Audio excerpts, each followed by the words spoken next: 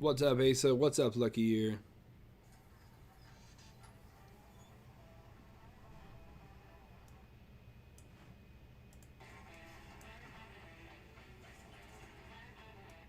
Party Pickle. I raid my own channel.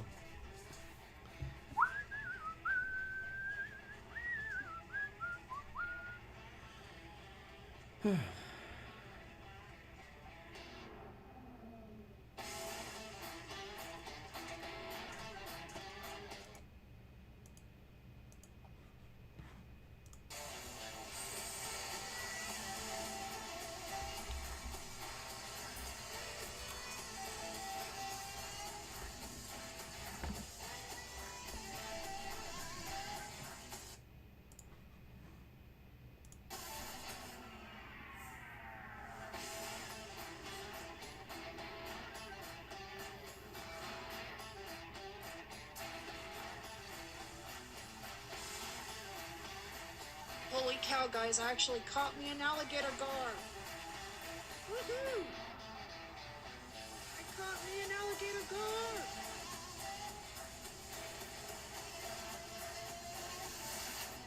No way.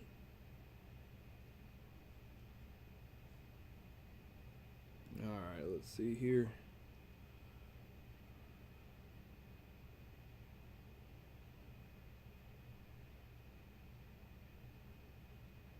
Oh, man. Alright, here we go. Let's play some games. What's up, Sam Cowell? What's up, Pickle? Why'd you delete your message, Party Pickle? I see you here. Got your bitter water. I don't yet. I need to go get it. Party Pickle deleted his comment and then put the exact same comment in. Alright, who did it? Who done did it? I need to do studio? What happened here? Jonathan G just subscribed. Thank you, Jonathan G. That was for my other channel. Sweetness. Alright, let's do this. I set up my computer different when I do this stream. Come on now. Scoot over. Go on now, get. There we go. Can farm without bitter water. I know, I need to go get it. Let's see here. Let's keep doing this one. This one's the harder one. I'll be right back.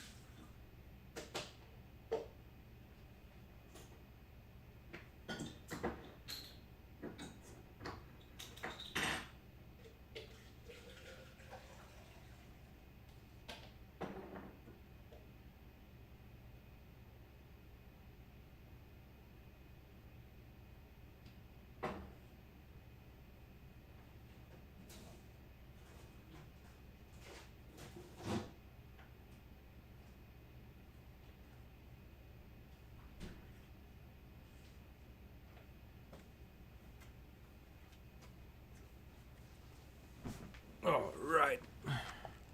What's up, Melissa? Let me get this stuff out of the way here.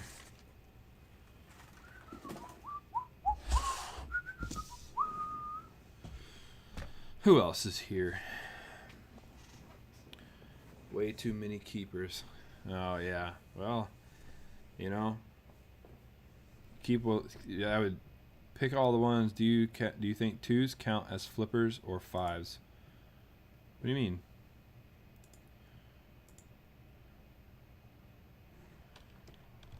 you talking about?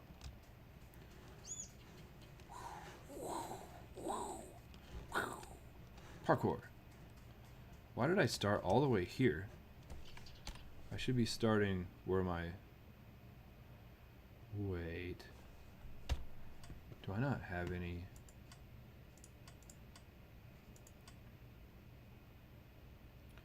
Why did I start brand new?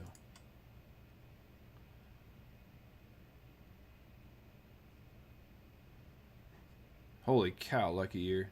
Hardcore parkour. Alright, let's see. Okay, I do have equipment. It's just weird that it started me all the way back at the beginning.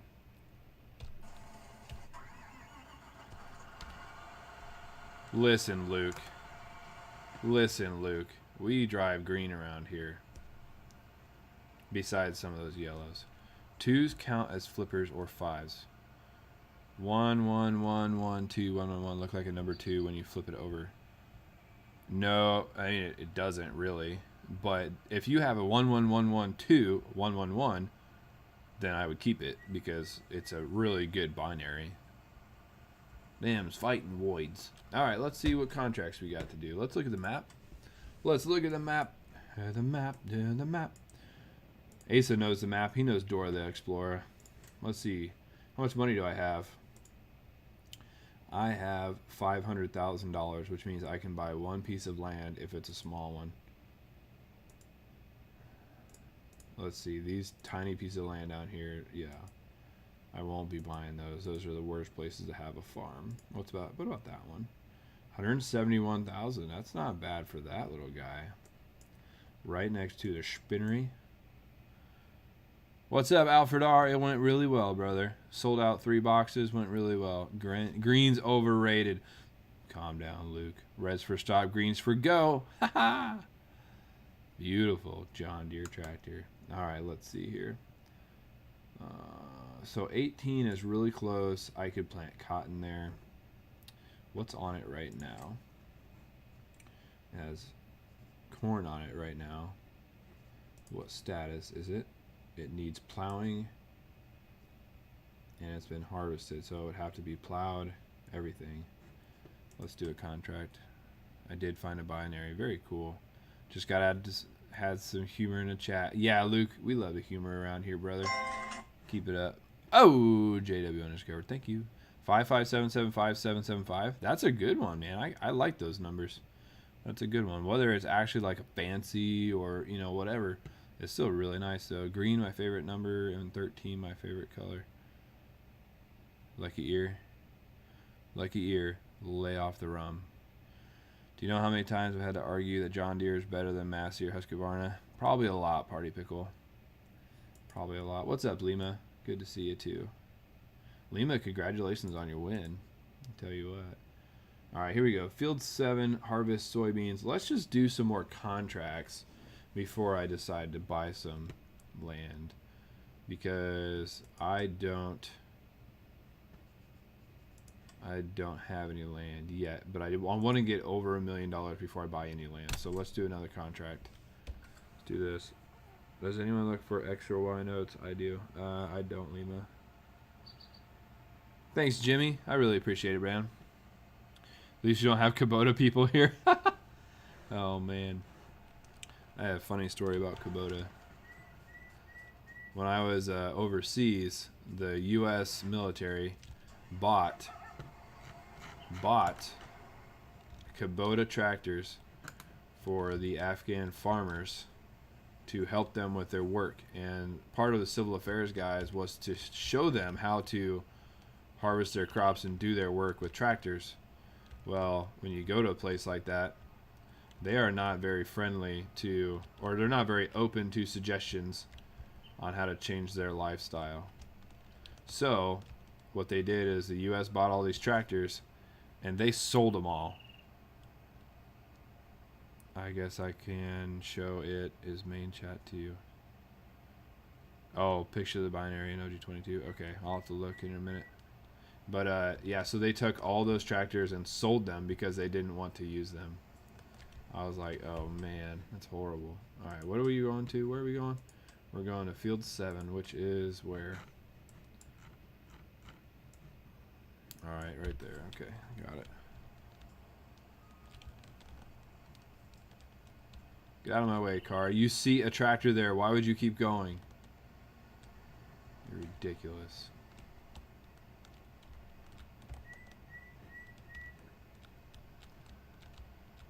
Yeah, those things are not cheap, Alfred.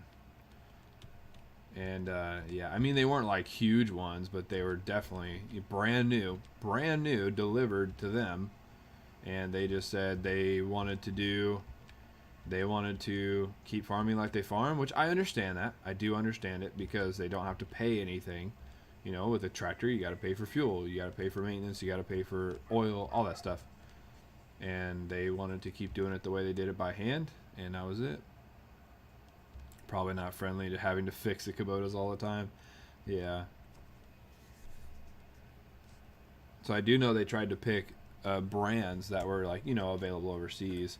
One, for the ease of buying them, you know. And two, so they could get them worked on over there. Okay, let's see. Field 7. Yes, field 7. So let's do this. We're going to start down here. I just did a bill research. Did you record it, Lima? Did you record it, make a video out of it? I need to start watching all your videos again.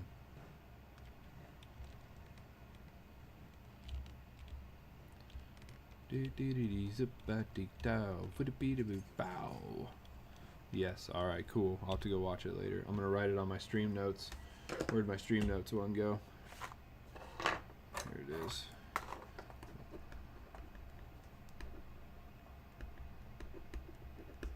Watch Lima's vids. There we go.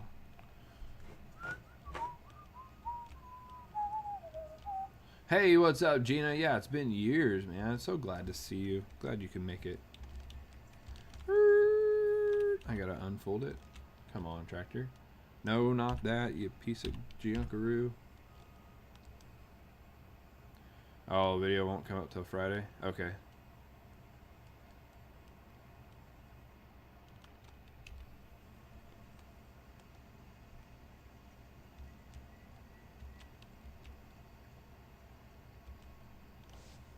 Alright, let's see. So we're going to get this guy going. We're going to hire somebody, and then we're going to go grab our tractor. Take you for a ride on my big green tractor. What are you harvesting? Wheat cents? Yes. And if you watch Nub's videos, that's what he calls his penny searches. Wheat harvest.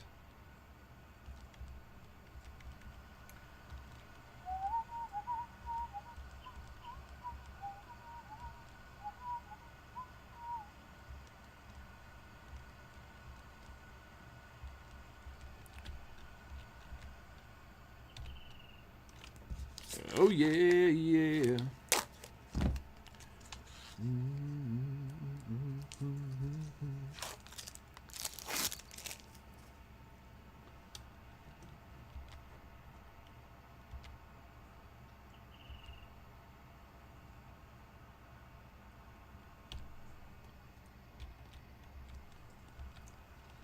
Lima, did you not see my new channel stickers?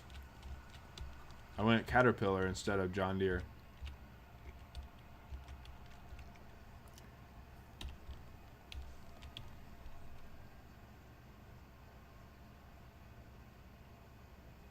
Nice, Luke.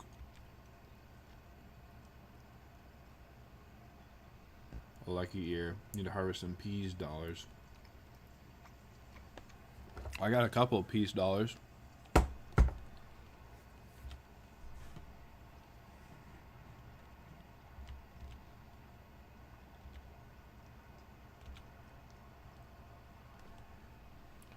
Oh yeah, yeah.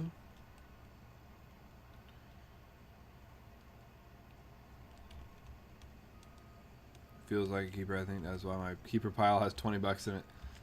11.50. Well, Asa, if that was a 99.88, it would be. It'd be 4 pair. But it's just one of those ones that's like so close, you know. Saying attaboy, yeah, first. Oh, so Luke, the first bank box back had 290s and 240s. had like, what was it, like 2 or maybe 1 or 2 NIFCs. But yeah, I was definitely really happy about that. Lima, I believe they were called peace dollars because it was like during the war. That's what they wanted to do. Plus, it says peace on the back.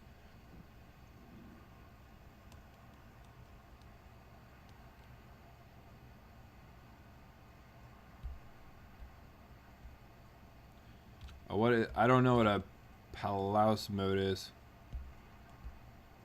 This is a bit flat. What are you talking about? Palaus mode. So there's a Germany map. That's the other map, is a Germany map. Let's have that. Yeah, coin made to declare peace after World War One. Yep.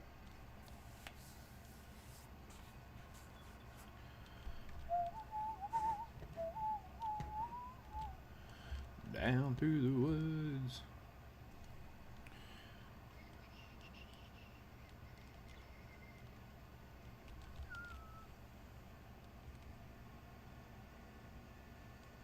Yeah, so I know there is somebody that goes through half dollars in my area, but I don't know if they're in my area or just in the state because they mark their coins with a J. So I've got a lot of them that are marked with a J. I've only marked what, like 7 coins in my life to be put into circulation just to see if somebody would get them. But what's up, Nubs? But yeah, I don't mark mine. So somebody marks theirs with a J. I don't know if they're in the state or if they're somewhere else, but yeah. Of course, half dollars have been searched for years. Nothing is flat. All wheat is on rolling hills. Oh, I got you. So this one, I'm not sure where this is supposed to be, but there's hills and mountains all around it. I'm not sure where this one is supposed to be based out of, but the other one is a Germany map, which is pretty cool. I'm in Houston. I've been seeing 9 a lot. Okay. So I used to go to Orange, Texas to get my boxes for nickels and pennies because my bank here, like, either they ran out or they would just accidentally forget to order them. So it's whatever. Nub's been getting purple Z's. Just waiting for the truck to fill so you can transfer. Yeah, so I need to do this. What I'm going to do is I'm going to make it to the end of the field. That's how I want this pattern to work out. Is I'm going to make it to the end of the field here, and then I will fill the truck and then, or fill the trailer, and then go dump it. I'll go dump it into the right here on the map where the blinking one is on the left hand side. It says Port Grain Elevator. Oh, you guys can't see it. My face is in the way. Here we go. So right there where the blinking one is on the left hand side, that's where I have to take it. What's up, Garrett? I believe it's in Switzerland. Okay. So this, oh, you mean this map? So this map is supposed to be an American map. This one's called Ravenwood or Ravenport or something. This one is supposed to be in the U.S. because when you have a farm here, it has an American flag on the farm. Peace dollars considered a circulating commemorative for peacetime during World War I. There we go. Hopping off, good luck. See you later, Luke. Thanks for being here after World War I. Yeah.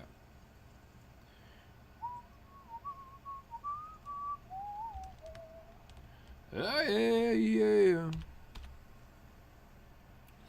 Let's do this and we'll dump it real quick. There's a castle on top, though. We don't have castles, do we? We do have castles in the States. I don't see a castle anywhere in this one.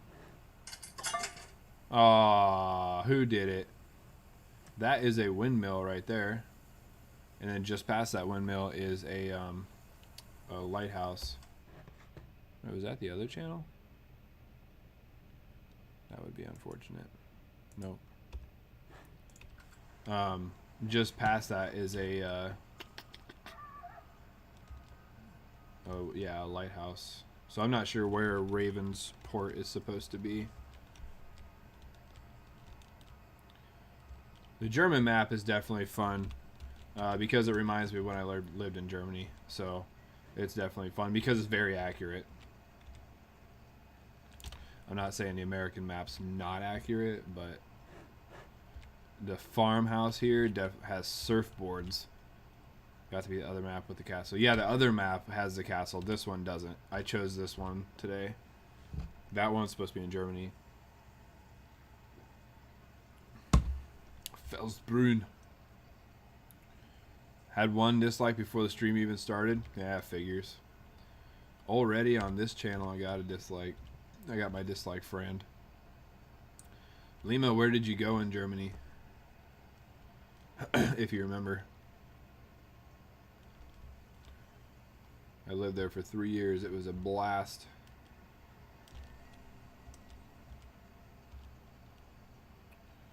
There's 3 maps on PS4. Oh, nice. So there's a whole bunch we could pick in the mods section, you know. You could pick a whole bunch of different maps. Neuschwanstein Castle? Yeah, I went there as well. And then you got Hohenschwangau there and a bunch of other things there to see. So Neuschwanstein was cool, but did you go to Hohenschwangau? If you went to Hohenschwangau, that was the castle that's right next to Neuschwanstein, the big yellow one. That's the one to see. I know Neuschwanstein is like the one everybody wants to see because Disney was modeled after it, but Hohenschwangau was really cool. I didn't get to go inside of it, unfortunately.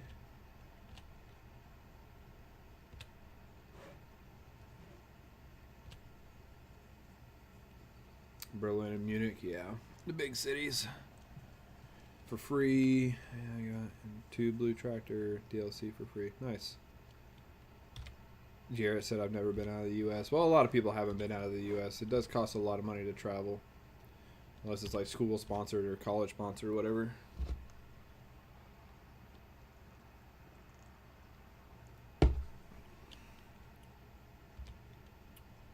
Do love going there, though. I love living there.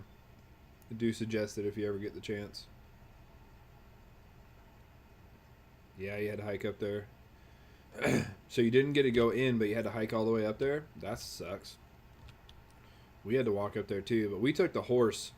We took the horse because my mom was with me and she had like really bad knees. So we took the horse up there. The horse-drawn carriage. It was pretty fun. Been to Honduras coast by the beach. Nice. Never been to any South America places. Or anywhere like down in Central America or anything like that. Austria, Italy, Switzerland. Nice. I've been to all those except for Italy. I did not get to go to Italy. Yes, Asa, I am. I'm trying to get over there after I leave here, and then if I can, I will get out from there and live there until Christina retires, and then we'll move back to the States. Ireland. Yep, Josh. I'm gonna try to go to Ireland when I move back there again too.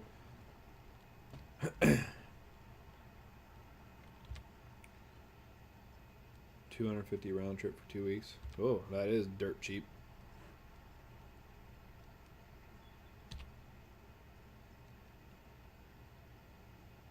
Wheat and corn hunting. What's up, Popcorn King? Come on. Oh, nice, Lima. Yeah, I say if it's for work or if it's on somebody else's dime, heck yeah, I wouldn't miss it.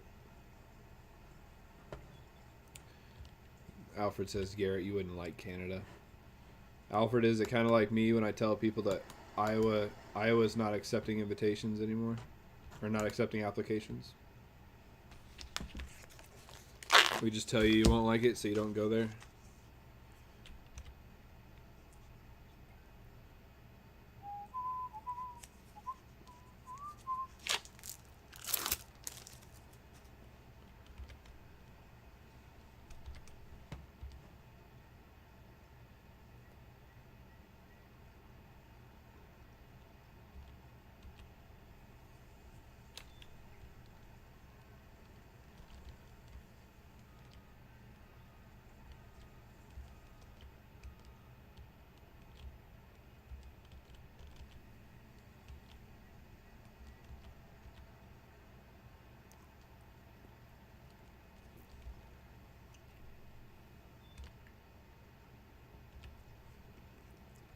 Or you wanted to go to Calgary? Georgia's accepting applications to get the construction paper and fat crayons. Come on now.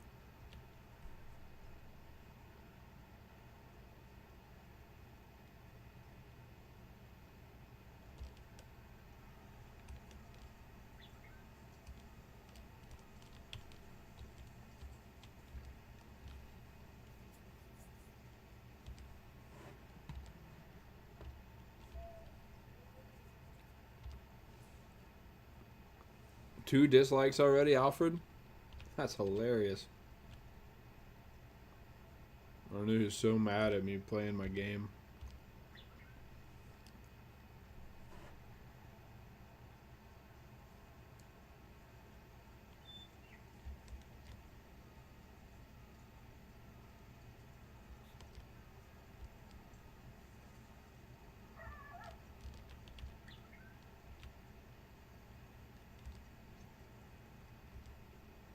Garrett, you said you wanted a dislikes? You're about to get timed out. That's just disrespectful.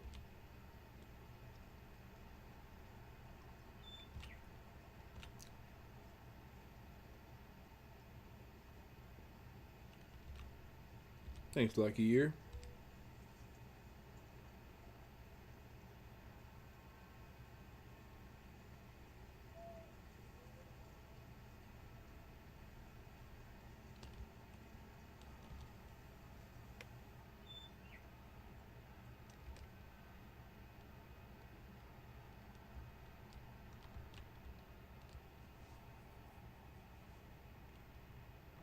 Yeah, Popcorn King, I agree, man. I agree. If they don't like it, just don't watch. Just literally, just don't watch. Go somewhere else if you don't like it. But it's fine.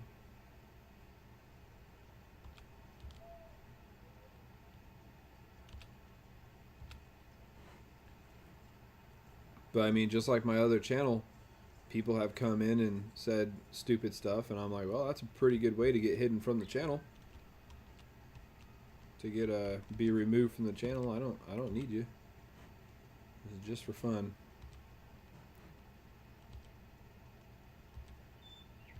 I did it for the memes. Well, there's not going to be any memes, Garrett. Doing stuff like that's a good way to get hidden or kicked out. Just letting you know. I did it for the Vine.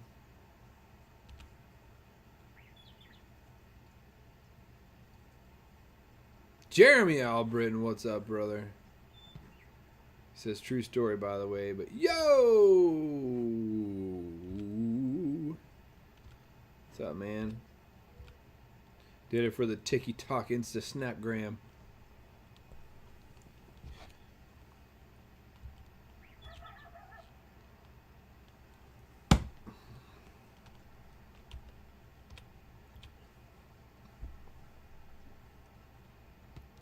Going pretty good out there, Jeremy.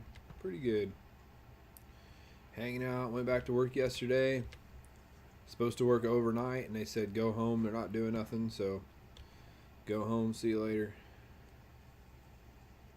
Lima Echo. I like watching it. What's up, Asa? Fresh bush water. No, I'm refreshing with some apple juice. Apples and oranges. Pretty good.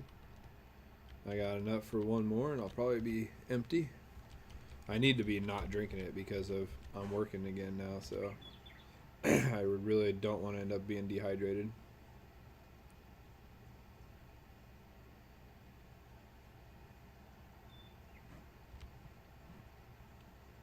Yeah, but Garrett, what if I timed you out right now? What if I timed you out right now? Would I just be like, oh, it's just a timeout. I didn't mean to. You did mean to, because you did it. And that's why, Garrett, that's why people like me have very little patience for kids. And Lima knows this. Lima knows this. And I've told Lima that Lima's a very responsible kid. So I'm okay with him being on my channel, being in the chat, hanging out, doing stuff like that. Because Lima does a good job. My patience wears thin.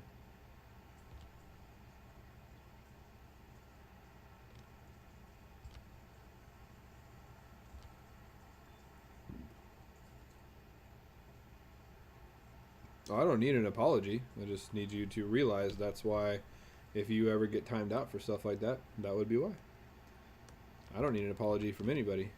I just need people to realize to do the right thing and be a nice person.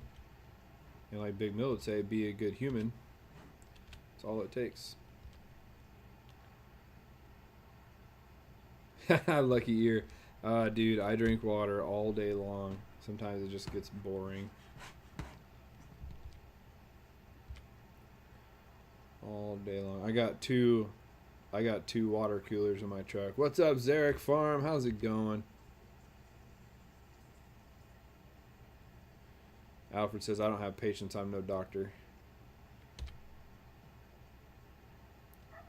Take you for a ride on a big green tractor.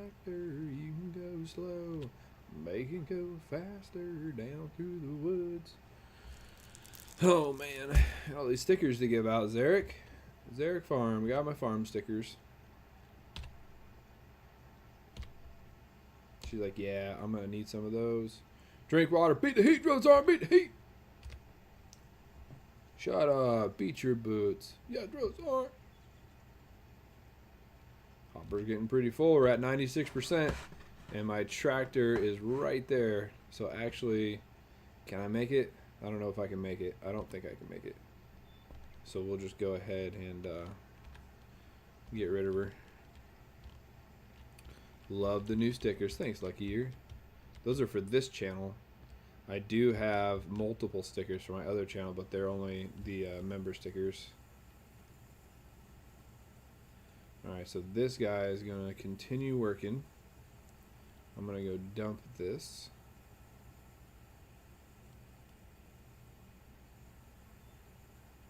What's up, Joe Nelson? How's it going, brother? Watching you farm while playing some online cards with friends back home. Very precise with the harvesting. Yeah, man. This game, if you have OCD or if you have a slight bit of OCD, this game is really, really, really, really good for you. Because it lets you do exactly what you want to do, exactly how you want to do it. I mostly drink Red Bull. I'm slightly more charismatic. Oh, jeez. Oh, Asa. Alright, you know what? We're going to let this guy go straight because the AI doesn't like to go on angles. So we're going to hire somebody there. We're going to tab over. Jeez. Gina R., you haven't seen my new stickers? Alright, hold on. Here we go. Let's see. Where is it at? Gina R. Where is it? Is it this one? Right there, Gina. That's the new sticker right there. And then I also have one that's just the black. So if you see my picture up there right now, I have this one. It's just the black JW sticker. I have that one. But Gina, you'll get one in your package tonight.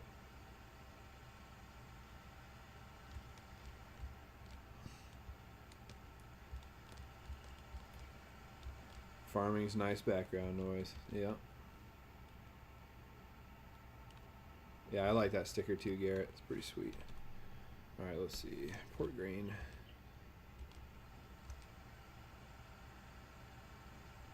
Ace of 7. Glad I got an OG22 sticker. Attaboy. That's what I'm talking about. Awesome drink car koozie. Yeah, so somebody, Philip Dixon's been asking me to make koozies too. Philip Dixon's been asking for koozies. I just need to, they don't do koozies on Teespring, which is where I have all my merch at.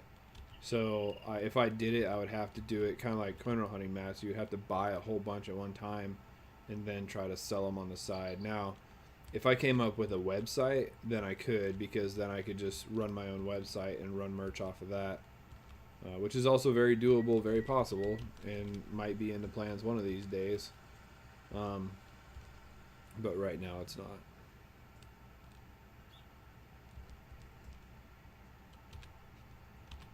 Take you for a ride, my big green tractor. Civic black. But JW only would be a perfect koozie. Yeah, I like that one. And actually, I've had more good comments about just that JW sticker, which took me 30 seconds to make. I've had more good comments about that sticker than I have any of my other stickers. Any of them. It's weird. Koozies would be like pop sockets. You're right, Alfred. It would take forever to sell like 10 of them, and I'd have to give the rest of them working away. Well, Kittle has his own website, and he already knows how to make a website, so I don't. Now, obviously, I could just go on to one of those like Wix or something and get one made. But I don't know. I don't feel like initiating it right now. Really like the brick background stickers. My regular channel stickers. Yeah. That's why I made it though, because so I was gonna do Legos and coins on my channel, and then the Legos, like, nobody really liked it, so I was like, all right, well, I'll just keep doing what I'm doing. What do you like your Morgan one? Yeah, Josh, I like the Morgan one too. The Morgan one will be coming out. So I just did a $50 one, which is the Walking Liberty. I have the Lincoln Cent one. I have the Morgan one, or the Walking Liberty one now. And then I don't know which one's going to be next. I thought the Flying Eagle Cent, but if I did a Flying Eagle Cent, that would be the second penny I did. So I have a penny, a $50. So I probably need to do a quarter or a dollar one and do it that way. Pop sockets are more like teenager product. They are, but people do like the pop sockets. But the bad thing is your price point on pop sockets to make any little bit of money, unless you buy like 10,000 of them, your price point has to be like $10 or $15. And nobody wants to pay $15 for a pop socket. I mean, come on. You can go to Walmart and buy one for $2. You know, and then like what I can do is I can take a pop socket, put my own sticker on it, and call it mine.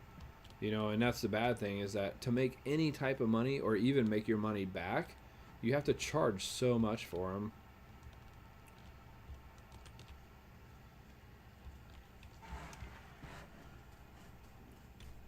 Let's go ahead and run through the grain.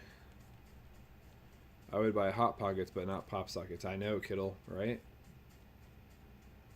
Maybe if a pop socket came with a box of free mac and cheese. Or a jump. Oh, yeah. Fired. You're fired. Maybe if a pop socket came with a free box of Hot Pockets. Hot Pocket. Hot Pocket.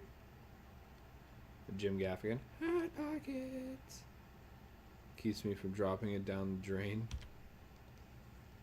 If there were JW Coins and Hobbies Hot Pockets, I'd be all about those. Hey man, I do know how to make a real Hot Pocket. Like, in the kitchen wise. Not a microwave Hot Pocket. Just saying. It's called a calzone. Or a calzone, if you're in Italy.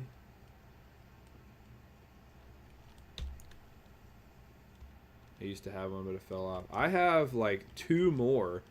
I have a Big Mill one that he made, and then I have another Rob Finds Treasure one. Last time I went to Rob's house and I helped him out with something, he was like, "Here, have a pop socket." Hey, thanks. That's my second one. And then Big Mill sent me one that he put his sticker on. Like, sweet, that's my third one. JW Cheese Pizza. Pizza Puff in Chicago. Jeez.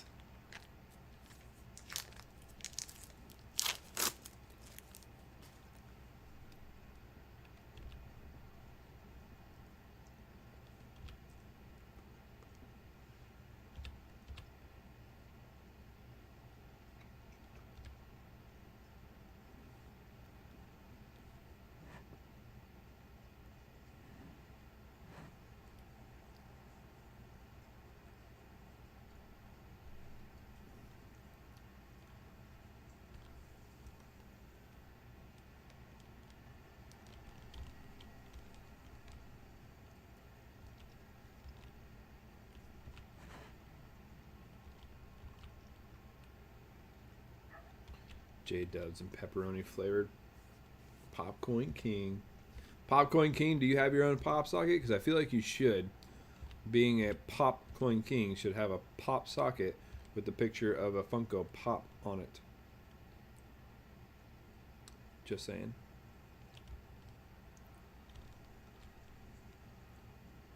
He's like, no, please don't. Just don't. I want my own pop socket. Leave me alone.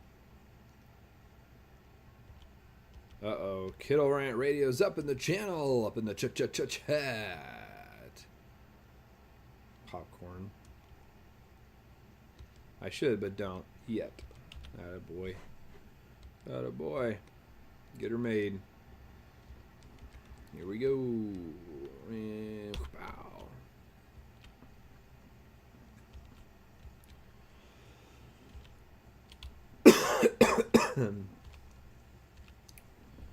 Doobie doo.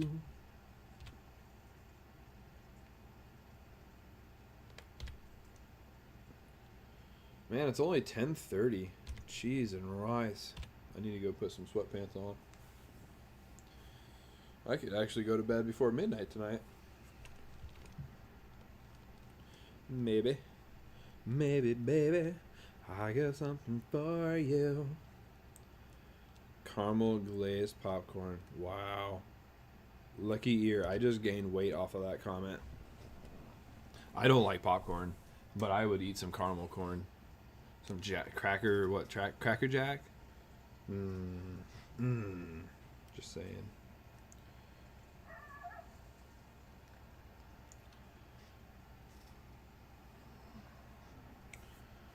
All right. Maybe, baby. Oops. Yeah, way early. I totally slept through the mail call. Ha ha, Kittle.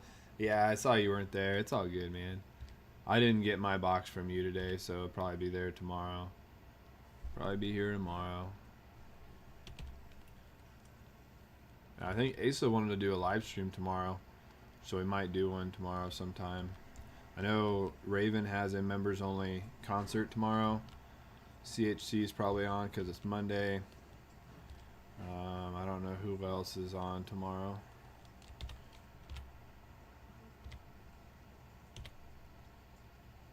Amazon Canada has maple coated popcorn. Yeah. Blech. Garrett M, I have no clue. I'm not worried about it. Yeah, Asa definitely down. So I know you want to search through coins and do a kind of a hangout and chat. So I don't know if Nubs wants to host it. He could, or I could host it, or depends. It doesn't really matter. Big Milk could host it.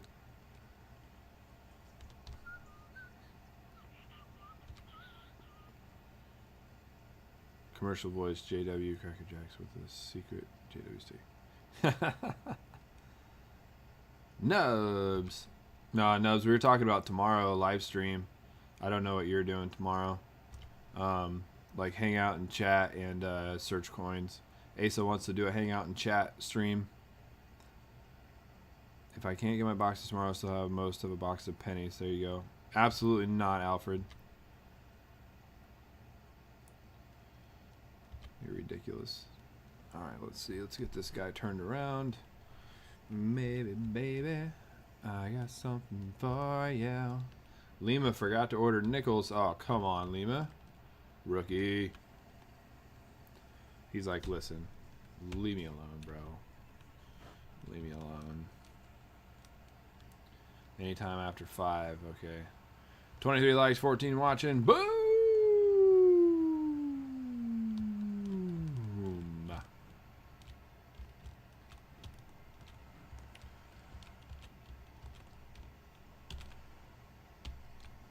14 people watching this madness. Watching JW play tractors.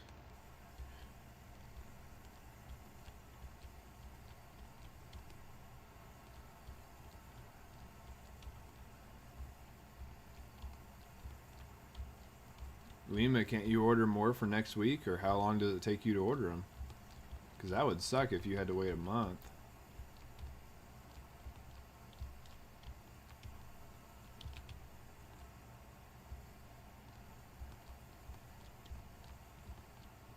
Lucky ear. So I can turn that on as a setting. I can turn it on as a setting that running it over damages it, but I have it turned off. This is a medium mode. So you have easy, medium, and hard. This is a medium one. So I have it. It's actually turned off on default, but I could turn it back on, and then you would lose some of the crop when you run it over.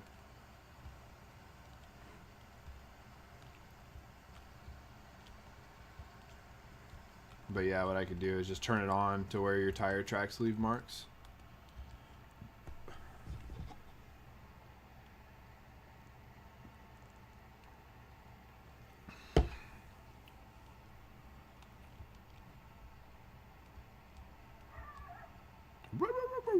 Stupid dog. Kittle's dog over there barking at me.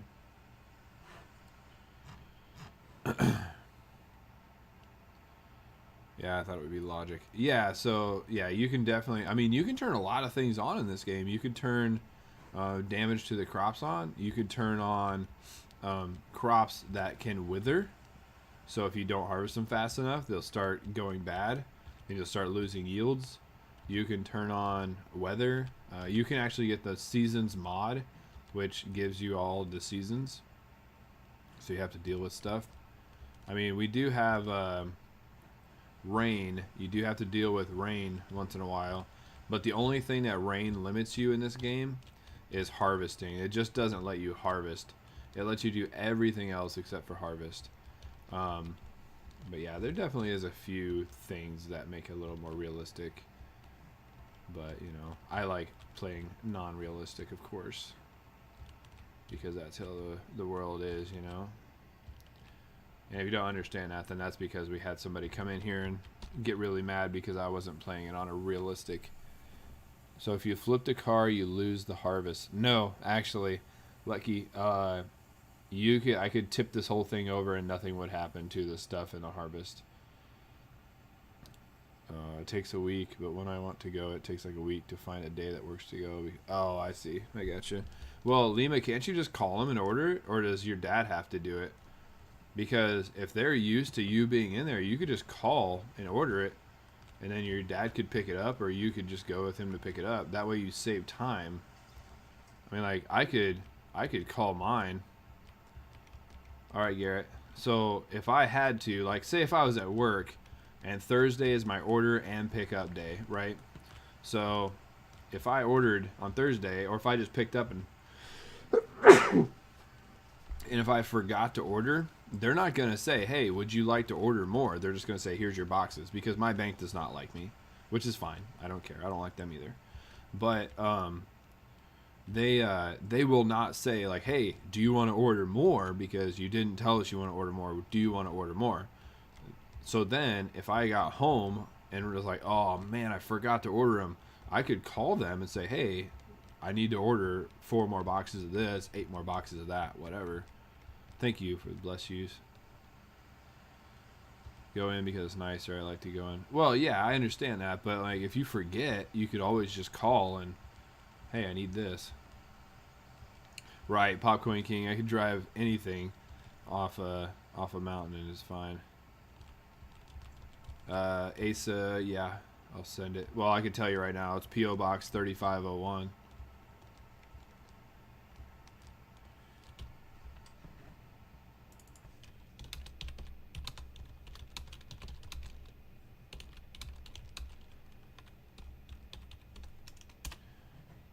There it is right there, Asa. P.O. Box 3501, Fort Polk, Louisiana. And just put JW on it, not my full name and not my channel name, if you would. I'm gonna try something. See if, because I put JW on my P.O. Box. So I wanna see if they'll let me get away with it. Yeah, I flooded my car, yes. I definitely did. I did flood my car. My truck had a rough day. I won't do that on this map because this one, I'm making my own money and no government subsidies, no cheating, no nothing. So I started from A little bit of money here, no land, no nothing. So I gotta do it. I gotta do it right here.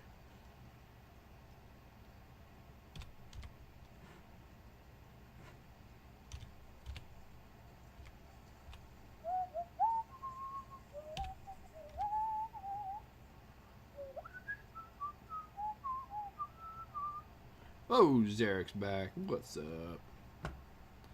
Had a call. Running over crops 101 instructed by JW. What's up, Marine? 1, 2, 3, 4, not. Did you buy that mountain? Popcoin King, I haven't bought the mountain yet. I did buy the land that the water tower's on in the other map. So I didn't actually buy the mountain. Lucky. Get at it, Lucky. Come on.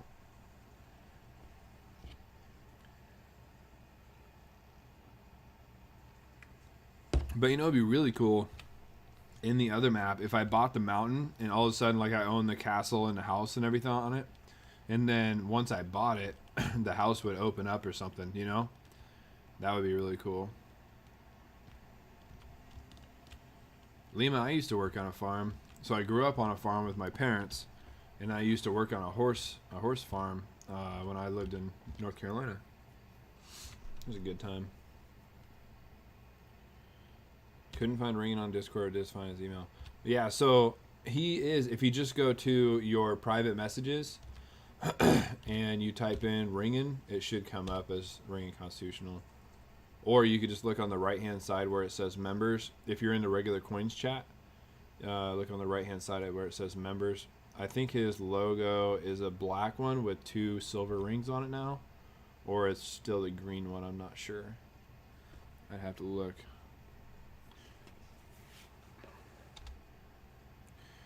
Baby. Let's see. Yeah, it's his logo is now his hand holding a coin. That's what it is. Or holding a coin ring. So, it's Zarek. What do you want me to do with your stuff? You can either email me what you want to do, or tell me right now what you want to do.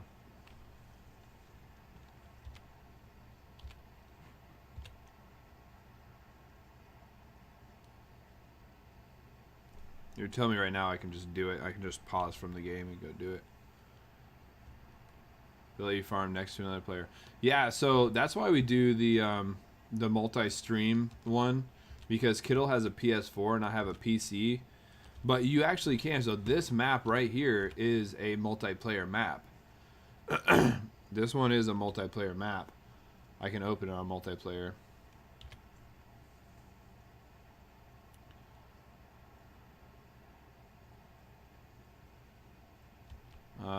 Lucky, I don't know. I think you have to be friends on Discord. Okay, Zarek. You have to be friends on Discord to make a group chat with somebody. And I don't accept any friend requests on Discord. It's just kind of pointless because I don't want to be put in any group chats. But people can still message you just fine.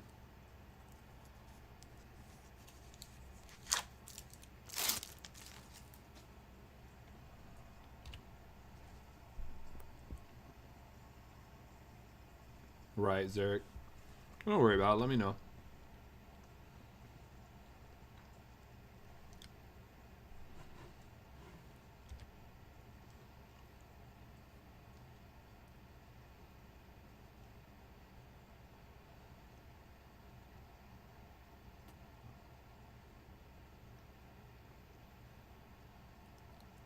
Mike the Greek. I was just thinking about you yesterday. Because when I went to work, I brought half a loaf of bread, and a 2-pound jar of peanut butter. Crunchy peanut butter. Because I ate a really big breakfast, and I said, well, I'm not going to be doing a whole lot of work, but I am going to be outside all day. So what I did was, I just brought that loaf of bread and a big thing of peanut butter. Crunchy peanut butter, that is. Definitely worth it. But I still have 2 2-pounders and a little bit left of the 3-pounder.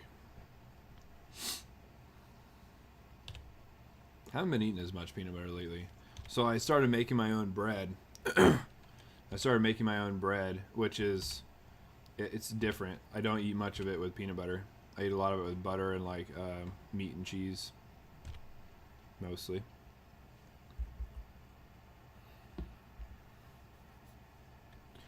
Maybe, baby.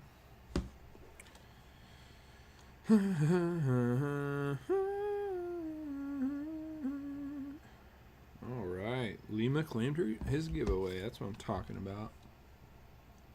Claim it. Claim it. Claim it.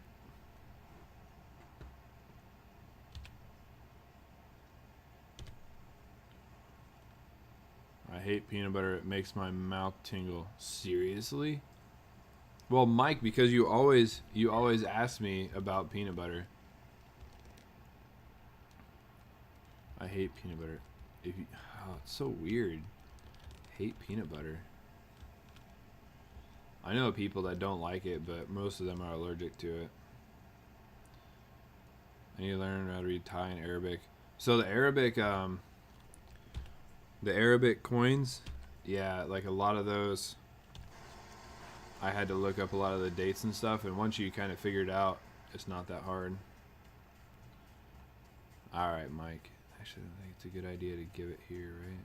Well, I mean, either way, lucky, you know. Yes. Jump in the tractor. Oh, yeah, yeah. Use Coinoscope. Yep, Coinoscope's real good, or the World Book.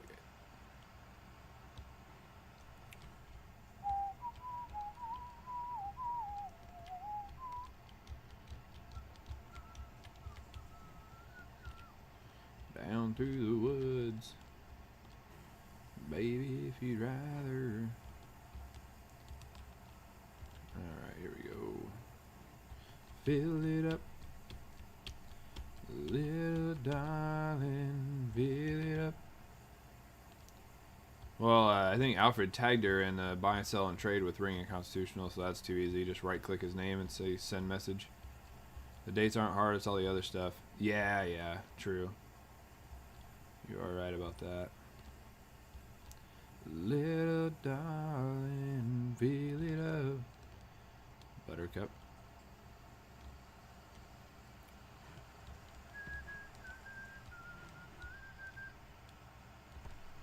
Woke up this morning, rise with the rising sun.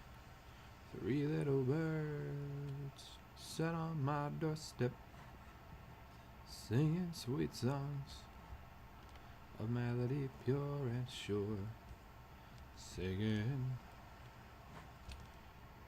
Alright. Made some overnight oats and semi-empty peanut butter. Oh, that would be really good. So Mike, Big Mill and I were talking about, he's never had malto meal in his life, right? So I grew up with so many kids. Malto meal was a staple because it's super cheap. Now, it's not the best thing to eat. It's not that awesome or great, you know, but it is good. You can do a lot of things with it. So what I was telling him was that when I used to eat it in college, I would eat I can't remember if it was maple or brown sugar malto meal, but I would eat it with a big spoonful of peanut butter, and oh man, it was good. You just take a big spoon of peanut butter and mix it in. Whew, so good. Malto meal, yep, so good.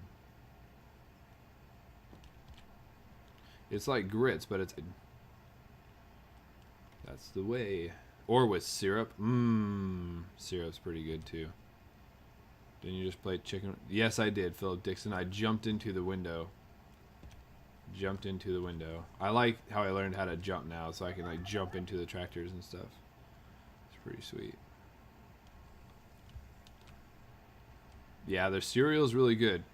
It was funny because at Walmart one time, the cashier lady was like, I don't know why they call them mom cereals. I'm like, what do you mean mom cereals? Like, I could see, because it's like a cheap cereal and most moms would buy it because they had a lot of kids or whatever, like we did, you know. But on the receipt it says mom cereal, M-O-M cereal, and I was like, oh, I think they mean Malto Meal cereal. And she was like, oh man, you're so smart. I was like, I'm deductive reasoning, you know, like I don't know what else it could be possibly.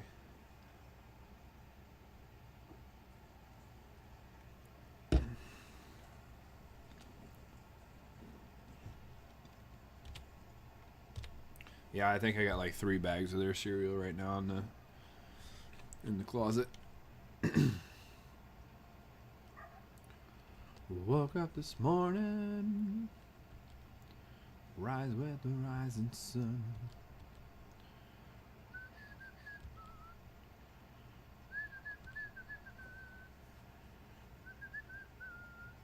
The rice cereal and sugar flakes are my favorite.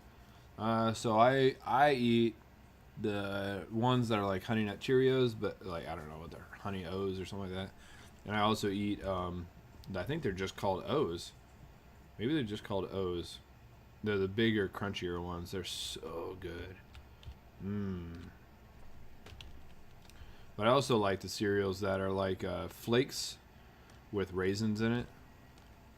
So it'd be like Raisin Bran, but it's the Malto Meal brand. So good.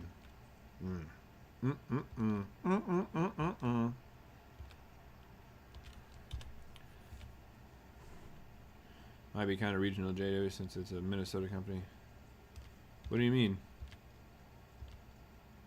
Malto Meal or the cereal? I figured the cereal was worldwide because I had it in Arizona and I've had it in North Carolina and I have it here. I don't know. Got it. You like the healthy? Oh no, lucky ear. I have peanut butter crunch as well. Trust me. I don't eat just healthy cereals. What's my favorite meal? Well, pizza or pasta. That would be 2 of my favorite things. I had pasta tonight. It was good. I started eating dinner super early, so that way I wouldn't eat right before I went to bed. You got him, Zarek? That's good. Little darling, steer it up.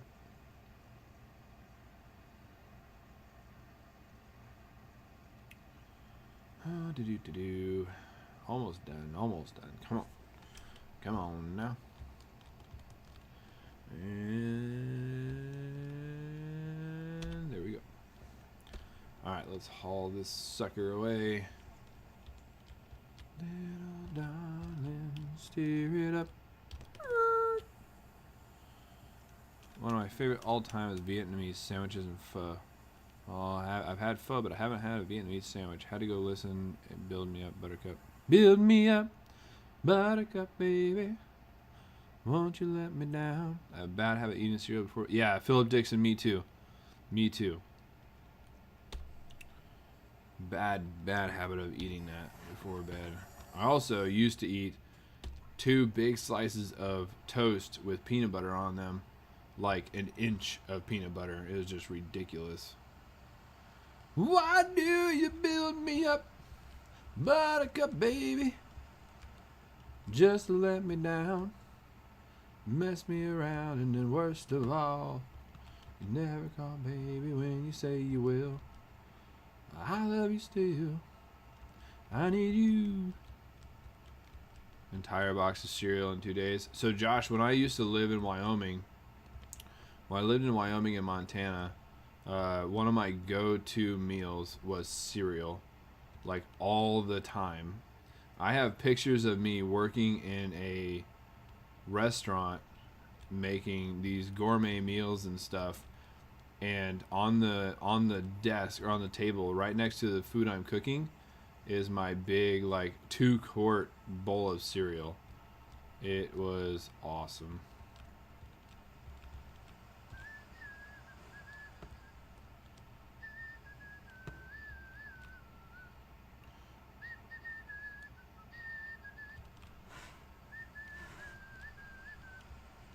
Train's coming. I don't want to get hit again.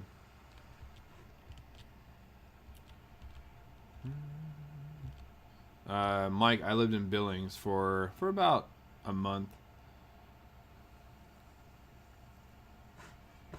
Never fall asleep if I don't have cereal. I'm hangry at night. Malto meal. Rehab looks different. Had to Google it. Oh. I don't know. I figured Malto meal is Malto meal.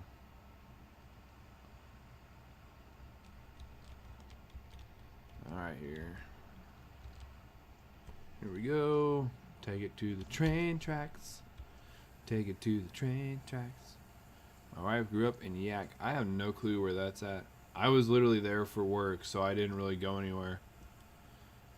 I lived in like some really small apartment that the ranch owned, and they just said, here is where you're gonna live, and then we'll come pick you up in a few weeks.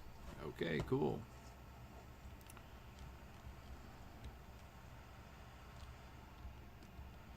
Why do you build me up, buttercup baby, when you let me down?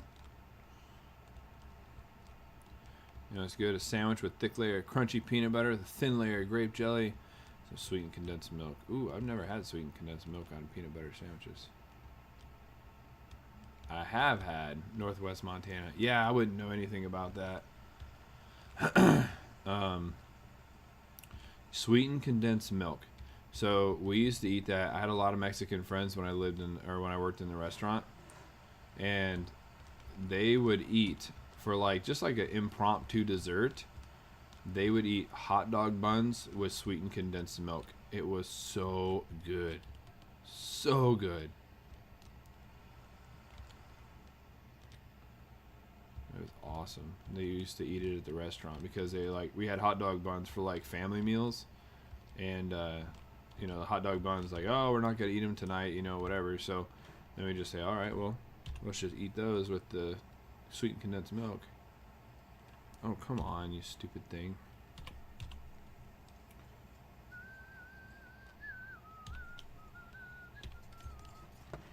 You know that I have from the start.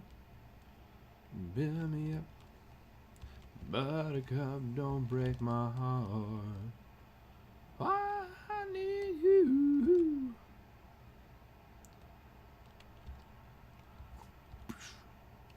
Detaching tools not allowed during this state. Please try again. Try again later. Lecherita is a name. You can do it with some bolito bread as well. Nice. Yeah.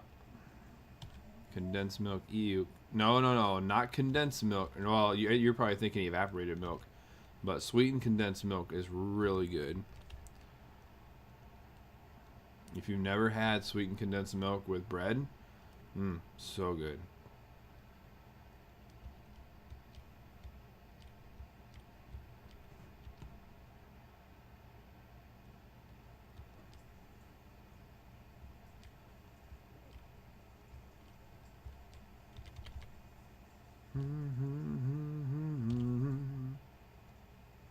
Sweetened condensed milk is dangerous. Yeah, because it's too good. On top of certain fruits. Yep. So what I really like, since lucky you're here, so you would probably like it too, is a Tres Leches cake. Tell you what, I had it. My very first time I had it was in high school for my Spanish class, and my teacher made it and brought it in, and she was like, "You guys can try it if you would like to. It is a wet cake, so if you don't like it, it's okay. I'm not going to be offended." There was literally no cake left, and everybody wanted more. It was so good. Tres Leches cake is awesome, and I've tried to get my family. To eat it, and nope. It's because it's a texture thing. For Americans, it is a texture thing with a cake with milk poured on it. It's so much like they're just like, no. But it's so good. Is that a rock I can jump off of? Yes. What is this? A gas station? I want to check out the gas station.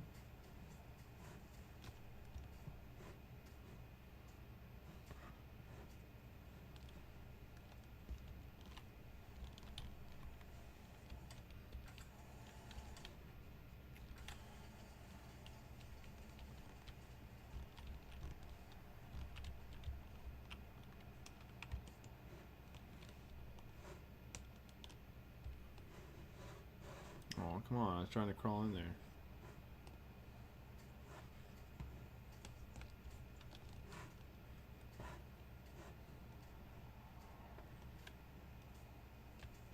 Finances. You don't have Blitz cake or gooey butter cake? I have not. So unhealthy. Oh man, I'm telling you. Why? Alright, so why have I spent... Oh, that was all yesterday. Was that today? Seed cost 20 grand? Was that all? No, that was all yesterday. That had to have been. I don't know. I didn't, oh, you know why? Because it was actually last night. That's why. Here we go. Jump off the rock parkour. Huh. Alright, I'm gonna jump over the seeds. Jump over the seeds. Yes. Farmer can jump. That's what I'm talking about. Here we go. Thank you. Plowing. I don't want to plow anymore. How big is field 11? Oh, field 11's huge. Screw that. Harvesting. That's a quick and easy one. Field 21. Where's 21 at? Right there. Yeah, we could go do that one.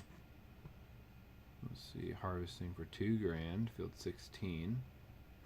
Take it to the ranch. Where's 16 at? Right here. Take it to the ranch. This is right there.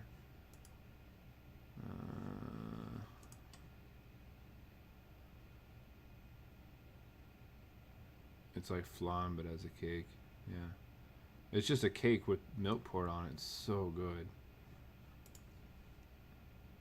So good. Cultivating.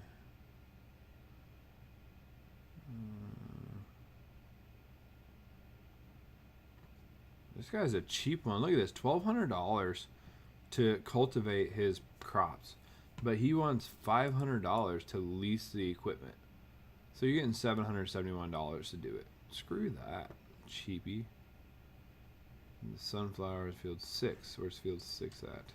Right there. That's not bad. I take Spanish. So did I.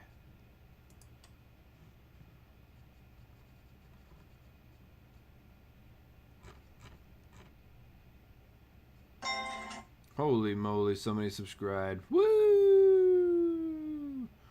Buttermilk and cornbread. That doesn't sound good to me. Cornbread sounds really good. Alright, here we go. Use your own equipment, leaves right. Field 6 to the ranch. Yep, let's do it. Accept. I'm gonna go grab my combine. Woo!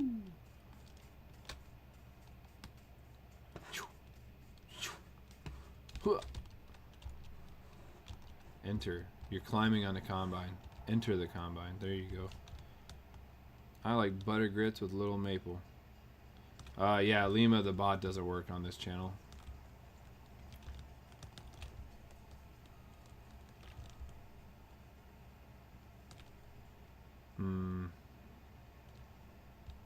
Ah, Zarek, come on, Zarek. It didn't come up, so that's probably why. You probably have it set to private. That's funny. Thank you, though. That's awesome. That may or may not have been my daughter's account. I'm gonna go with May. Alright, what's the fastest way to get to this place? I need you. Oh, it doesn't matter. I just go this way.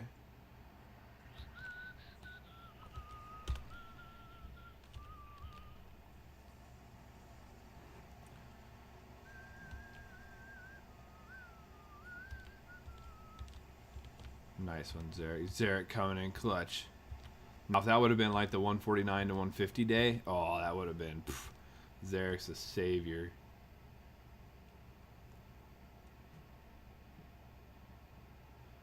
Wow.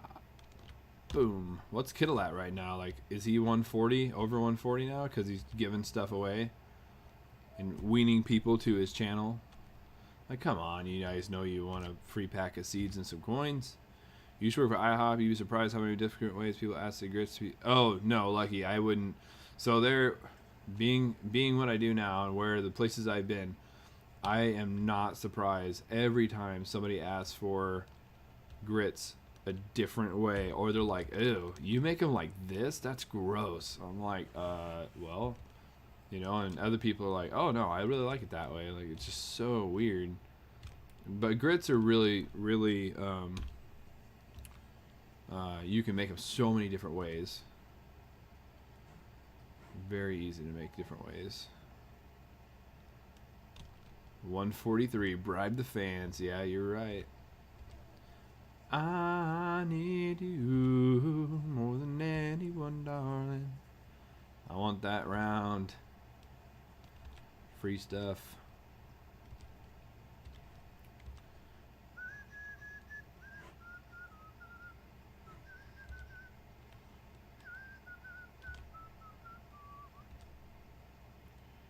I need you more than anyone, darling. Grits with butter and sugar. I do like them with butter and sugar. Peppered grits with eggs. That sounds good, actually. I don't have grits, or else I would make it for breakfast. But so of course, I grew up and never even knew what grits were.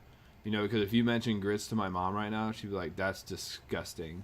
Even though you can make them so many different ways. The only time I had grits was in North Carolina. Yeah. But there's so many ways you can make them, you know, and butter and pepper was one of the very first ways I ever had it.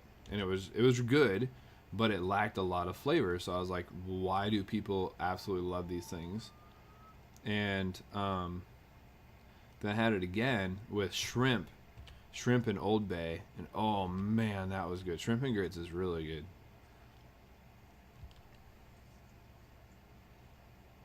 Ground corn. I believe it is.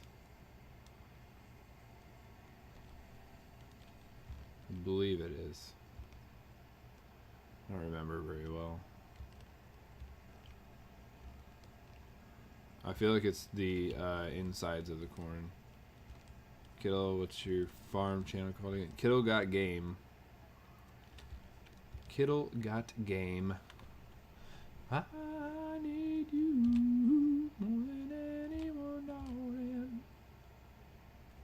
Let's go in here. There we go. A little more light on this situation.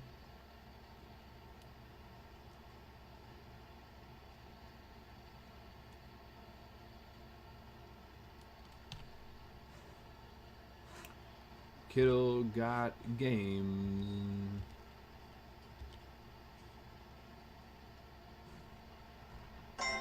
Whoa! Wait, what? I'm missing sunflowers over here. I kinda got a little rowdy. Did someone just subscribe my other channel?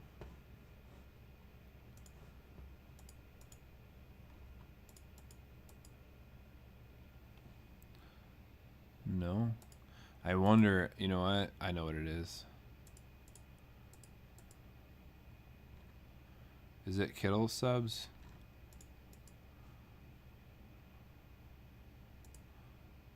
Yeah, it is. It's Kittle's subs making that noise. That's what it was. I gotta remove that. Wonder who that was on Kittle. Ha ha ha ha ha. Cheddar Jack, Parmesan, jalapeno, and yellow corn grits. Fried and topped with grilled tomato and goat cheese. That does sound good. Sounds very good.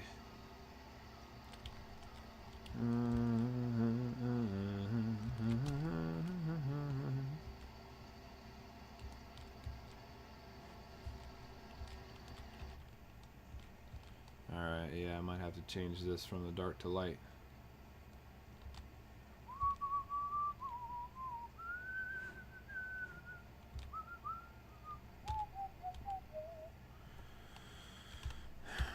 Let's see, go here. Let's do 120 times. Let's make the light shine here soon. It's all good, Garrett. Like I said, I don't need an apology. I really don't. All I need you to know is that I don't put up with that stuff. So just don't do it again. I truly don't need an apology. Oh, who is that? Who is that? Zarek, was that your husband's phone now? I'm not complaining 1 second.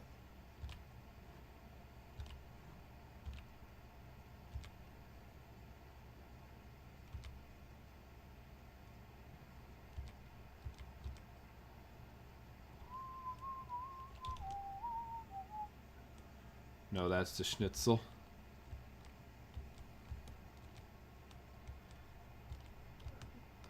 That grit cake got our restaurant featured in a magazine. Nice.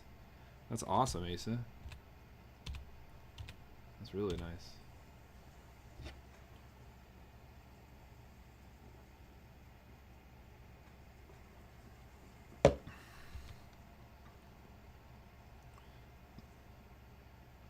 You ever had corn on a cup with the whole works? What's corn on a cup with the whole works?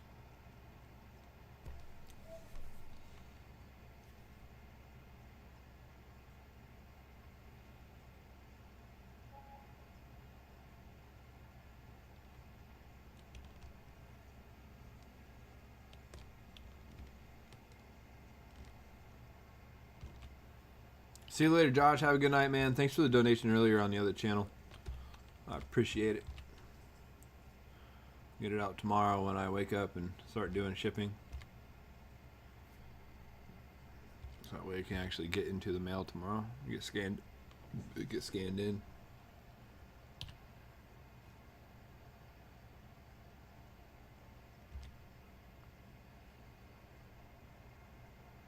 Louisiana fried grits? No, I haven't. I have not. I've only been to one Louisiana restaurant, and it was for crawfish. Crawfish were good. But, like, I went to that restaurant, and then all of a sudden we got put on lockdown and everything closed. So, I was like, all right, well, here I am. But once Gina R comes down, we're going to go to Cecil's. It's a restaurant here. Nicer one, I guess. Alright, Lucky. I need you more than anyone, darling. Oh, man.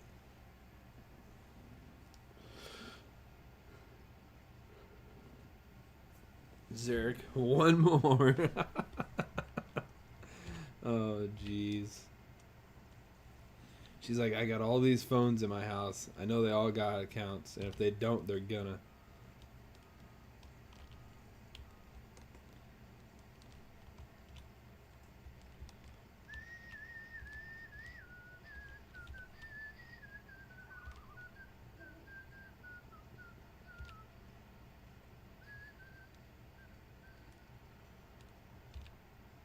I'm gonna try to sub from the TV. Hope that works. Alright, we'll see. Don't let your daughter unsub. Exactly. Who is this, Mom? Just turn off the bell if you don't want to watch it. Stop it. Stay subscribed. But it's a farming channel. I don't want to watch that. Yes, you do. Get with it. Oh, something happened. Kiddo, was that you?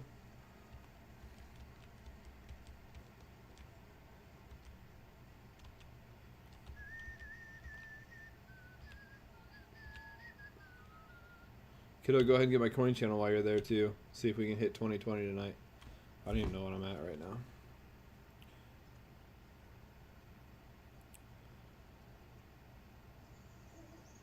Oh!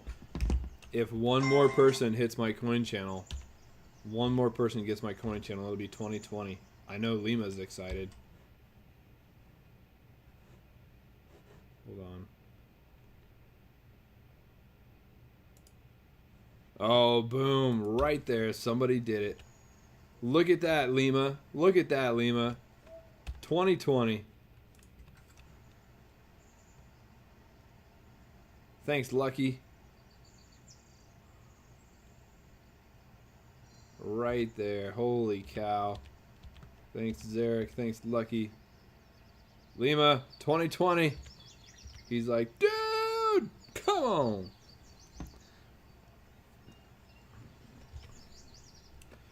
$2020 for 2020. Woo! You guys work so hard for me. Thank you. I appreciate it. Knows the woo! Woo, woo, woo, woo! Screenshot before YouTube takes it away. Yeah, but then I'll just hit 2020 again like I hit 2000 3 times. I need you more than anyone, darling. Darling. Oh, 130. Come on, cheese and rice. Let's go. 2020. Road to 2021. Woo! Let's get wild. Hit 2020, 2020. Here's hoping you don't hit 2021 and 2021. Maybe 20,210. That would be kind of cool. Or 20,021. That'd be really cool.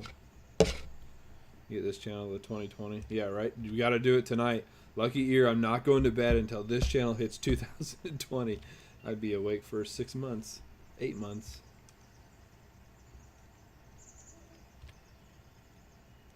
Yeah.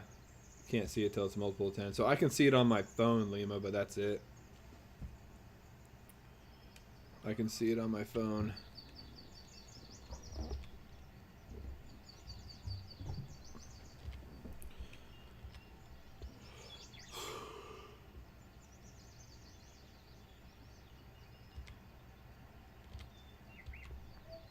I can see what that says, Philip Dixon.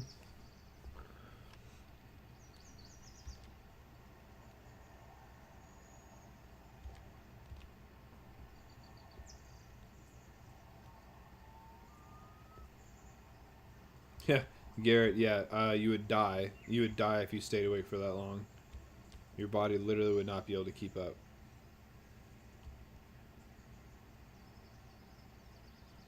Got both from my TV. You were number 130. Thanks, Kittle. Appreciate you. And Kittle, then it was either you or Lucky Ear Finds that was number 2020. So 2020 on my coin channel. So that's pretty cool right there. You know what another channel does this type of stream? Not saying for you to do it, but it gives DLC packs. No, I don't. I don't watch anybody else that does farming really besides me and Kittle and Nubs, because I really don't know anybody that does it. I know people on Twitch. I watch people on Twitch, but that's it.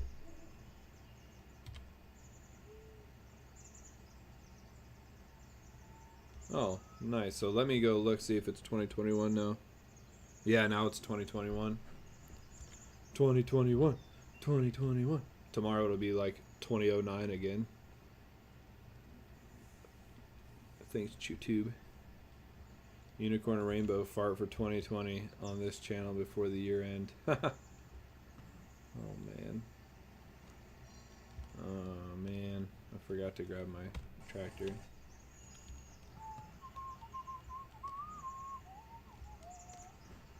Oh, yeah, yeah. Hey, look, Michael, this is how you don't run into the train. What are they doing going so slow? What's going on? You literally stopped right there in my way. Jerk.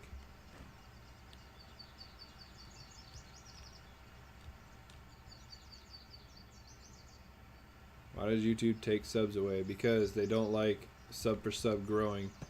They like what's called organic growing. They like people growing their channel the right way. So when you go into these channels and people beg for subs, that's fine. If you sub to them and you don't go watch their videos and you don't comment on their videos and you don't do anything, that's fine. They're just going to take them away anyways. So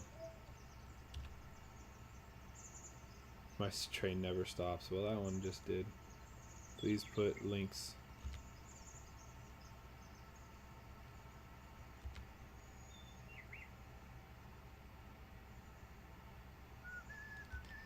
Asa said once he gets to 10,000 subs, he's going to do a video.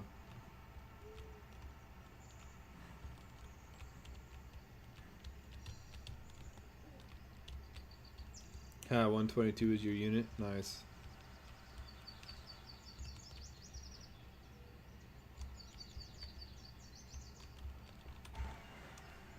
I can't see.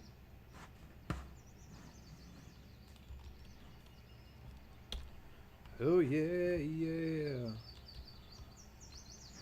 Take you for a ride on my big red tractor.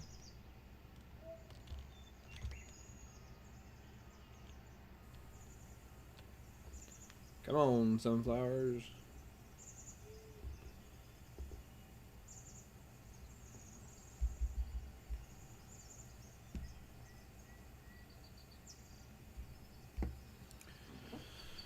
Oh, seeing as I never post videos, I probably lose a lot to YouTube. Well, you never know, bro, because like if those ones sub like one at a time or two at a time, you know, whatever, then YouTube's not going to take them away. But if my channel right now went from 130 to like 300 because I was on a grow stream or something, you know, I was doing something not right, then yeah, I would fully expect another 100 of those to be gone the next day because you're not doing stuff right. You're growing oddly, like too quickly, and if you grow too quickly, then they're gonna look at it, they're gonna audit it and say, okay, well, he's not doing it the right way, you know, or he's not doing it the way that we want to. So too many people get monetized at one time, and then, you know, all of a sudden YouTube starts saying, hey, you know, no more of this. Chug-a-lug-and-lugging at 5 mile an hour.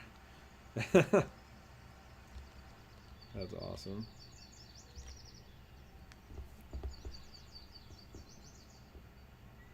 Can't watch what ain't there.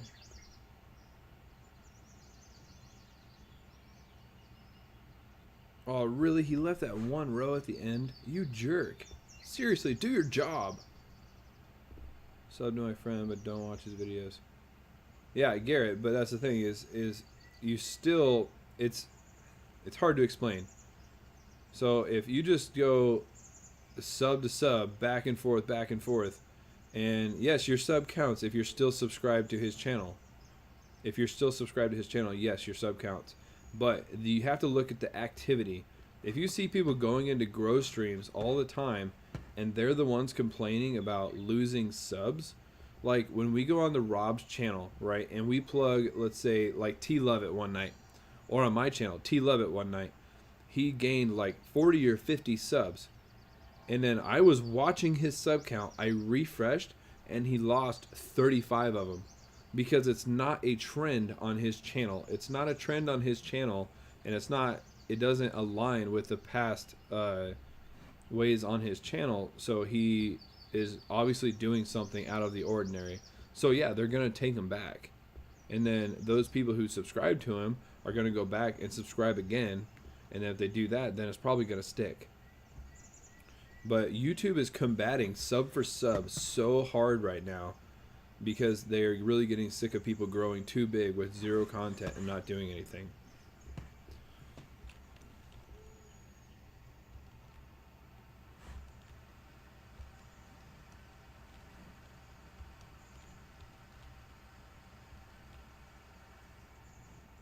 And like, so the fact that when you're in a live stream chat right now and you can't click go to channel, that's exactly what YouTube is doing right now. They're combating sub for sub so hard because that's why they got rid of it.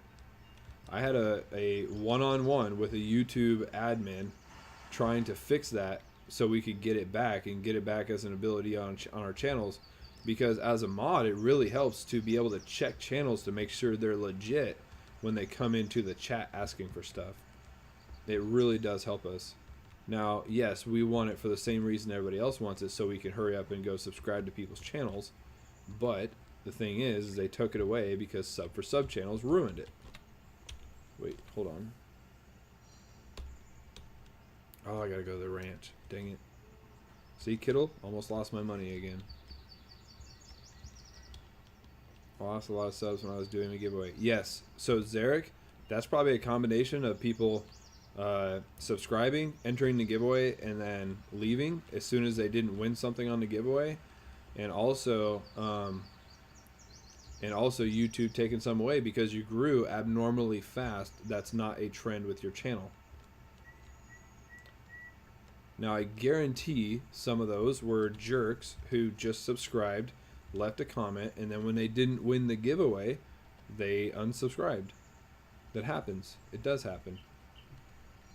I guarantee when this gold giveaway gets done, I'm probably going to lose a bunch. Because people are going to be like, oh, I didn't win, so now I'm going to unsubscribe because it matters. There are lots of bots, and as YouTube takes those bots away, oh crap, don't tell me I'm stuck on this stupid thing. Seriously.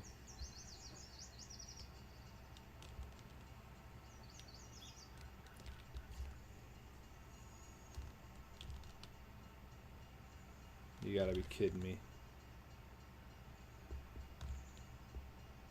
Ugh. Ugh. Got me all excited now. But as YouTube takes those bots away, then you're gonna start losing subscribers because those bots were subbed to you. So the more you report the bots, the more they get taken away, and then you're gonna lose one or two here and there.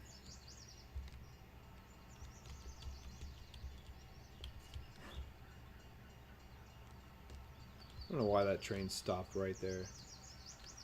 I'll tell you what, he needs to get on with his bad self.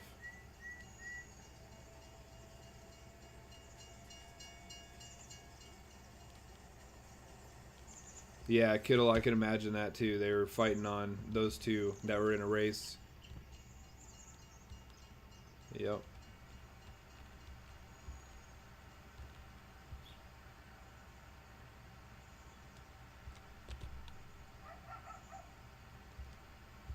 Yeah, I've seen the new bots and stuff, Alfred. Like, a lot of them just say like "great video" or like "awesome video" or something like that. Like, they have nothing constructive to say at all. Like, you can just tell because if it's the first comment on your videos and it's like "hi" or "great video, great content, awesome video," you know, it's like, you know, that's not one of your subscribers, because if somebody comments like that in the first 5 seconds of the video being out, you know it's a bot.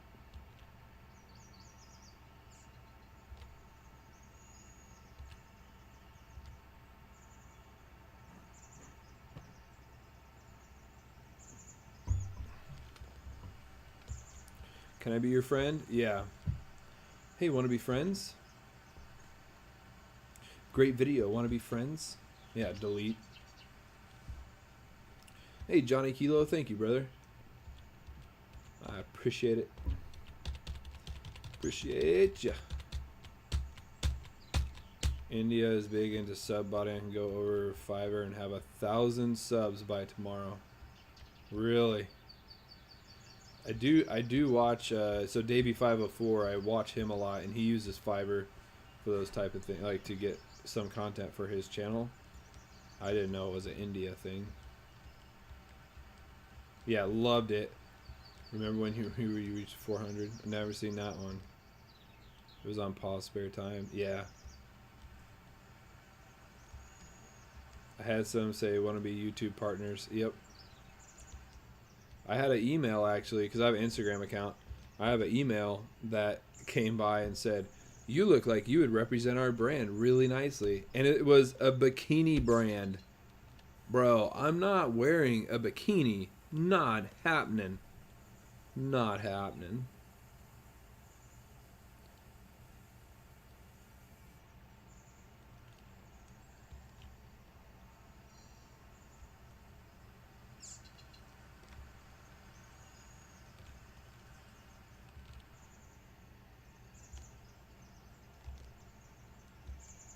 Yeah, Asa does comment OG22 on every video. Fiverr is British, but some India sub bots run off the site. I see. Come on, you look good. Absolutely not, Nubs. Lima, bruh. No, I got an email. You look like you'd be a great brand influencer for our brand. So I'm like, all right, well, let me look at this. I'm in no hurry to sign up with anybody for anything on Instagram, because pretty much all they ever get is discounts on stuff anyway. So you still have to buy crap. I'm like, yeah, no. This is a bikini brand. I'm not doing it. Changing bikinis instead of the hat? Confirmed. Come on, Asa. That would be a good challenge with Big Mill. Oh, man. It was like $10,000. I'd do it. If it was $10,000 for one photo, yeah, sure. You know why? Because it'd probably go viral in that area, and I'd probably make money off my Instagram. So I mean, why not? But yeah, no thanks. But I think the deal was like 15% off in their store and monthly like clothing allowance or something like that. Like you probably get one bikini a month or something for free. Like, come on, dude. Like, I get it. People like really want that type of stuff, so they can be like, I'm an influencer. Oh, 131. What's up, Just W?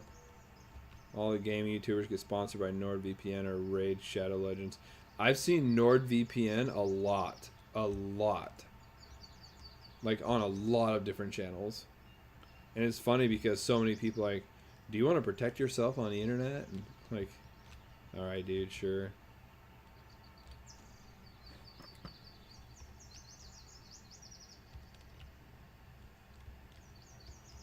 Come on. Give me the green. Take it for a ride on my big green tractor. Oh, yeah, yeah.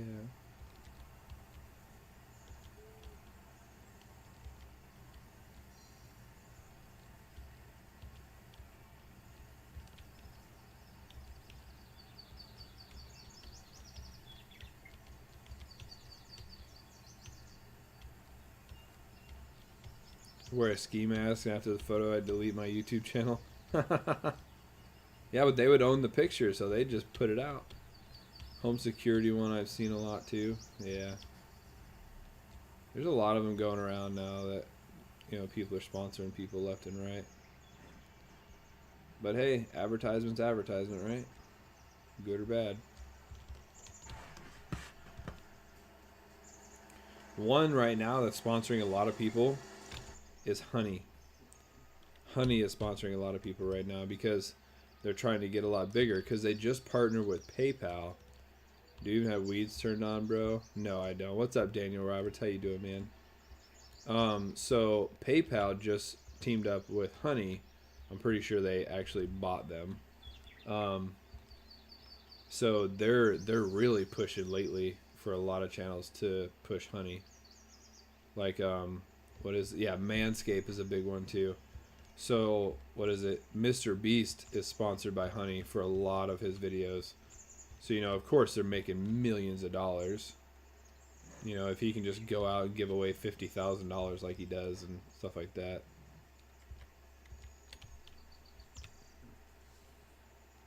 Like I have the Case 8T or whatever it is.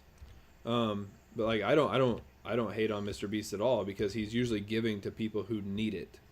You know, who need it, or he's doing community work or stuff like that. Like he's helping.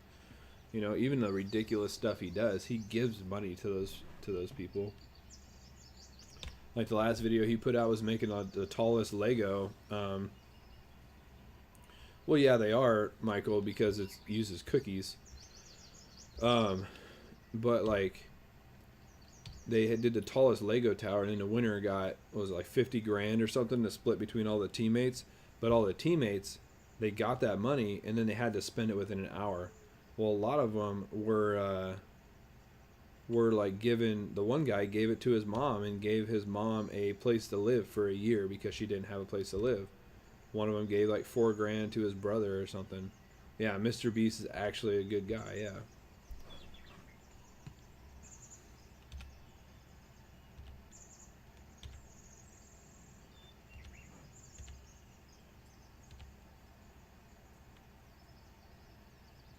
Took a long time to get big.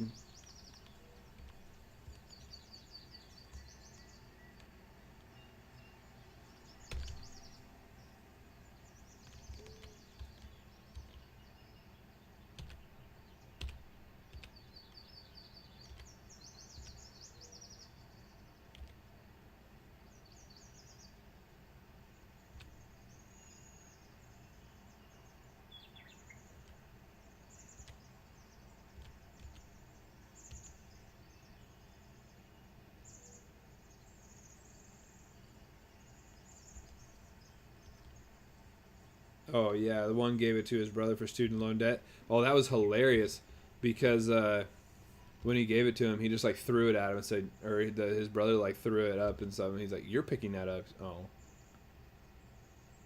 well, yeah, giving away money is what makes him known. What else is making a big, tall Lego thing's not going to make him known? It's the fact that he gave away $50,000 to people who needed it. That's what makes him known. Of course, it is.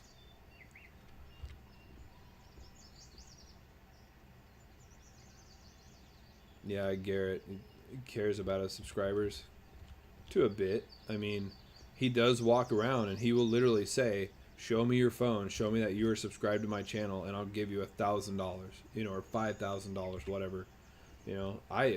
Sure, please, dude, come see me next time in North Carolina. Just come find me on the road. I will show you that I'm subscribed to you. But he normally goes towards like kids and stuff. Like, yeah, show me, dude. Like, find me. I'll show you that I'm subscribed to your channel. Give me 10 grand. I'll take it. No issue. I'll just go spend it on Kittle's online store. Crazy Russian hacker is pretty good too.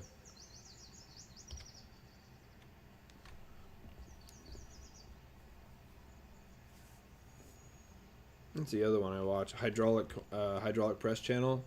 That's a really good one. And then they have Behind the Press, which is their alternate channel that they blow stuff up on.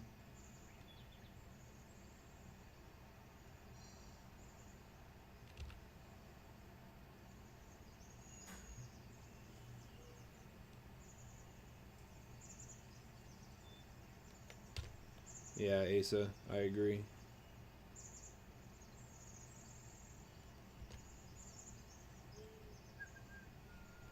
Demo Ranch, that is a good one too.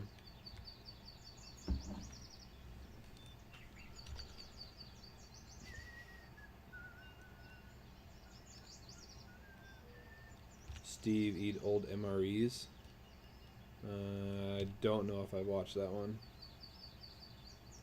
It doesn't sound fun to me though.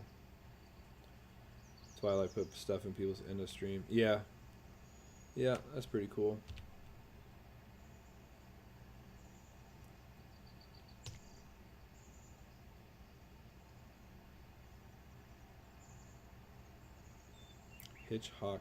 Hickhawk 45. I never heard of it. Never heard of that one.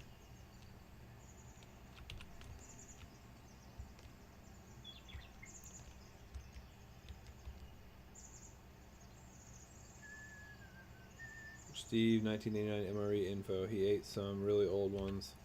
World War II stuff and even one. Oh, so like sea rations and crap. Nice.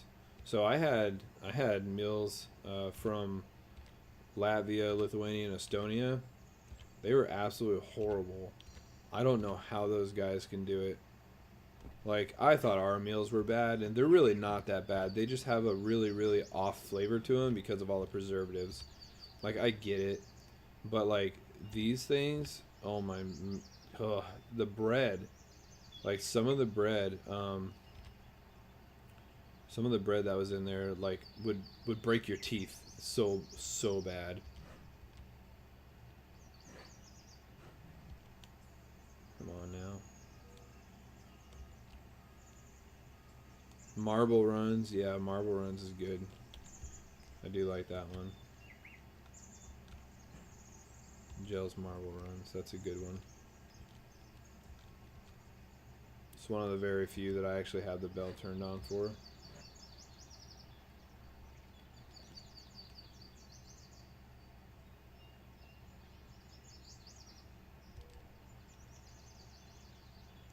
Feel like with my people, other people don't get marbles. Also, I always say Big Mel is the best of us. He might have stole the put it in industry move from him. Yeah.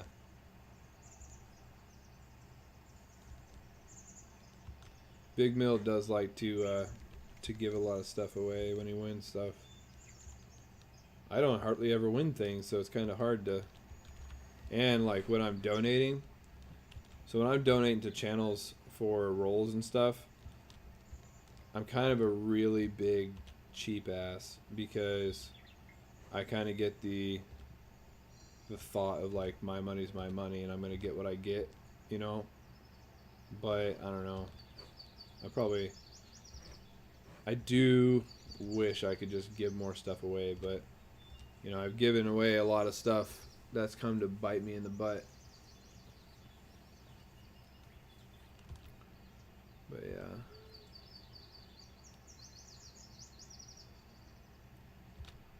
Yeah, Alfred, I saw your comment in OG22 today. You must have won again.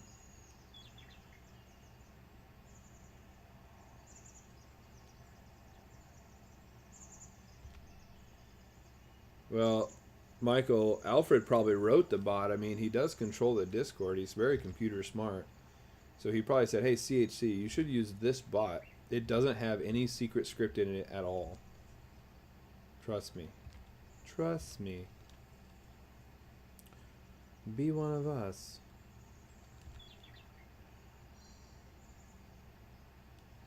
Yeah, Lucky.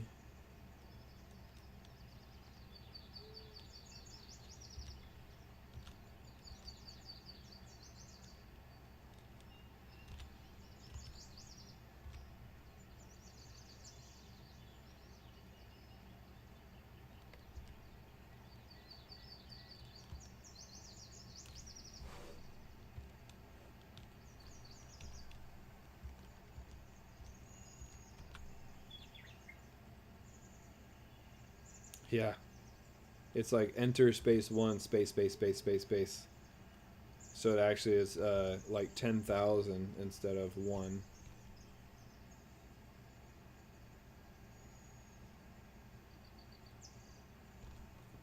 Alfred's a sneaky one, you know, you gotta watch him. Alright, is this thing fully harvested? Let's go to the map, Oh, I left a piece down there on the end. Okay, let's go. Let's go!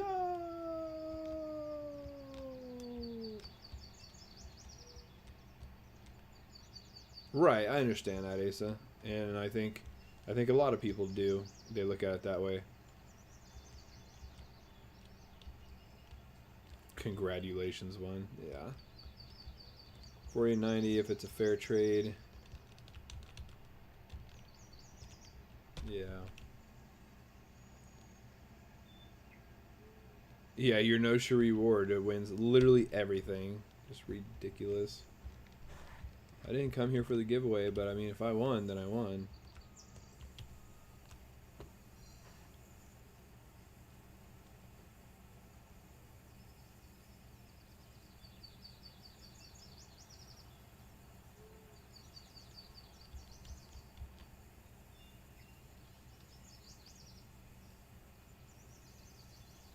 Alright, let me get a drink.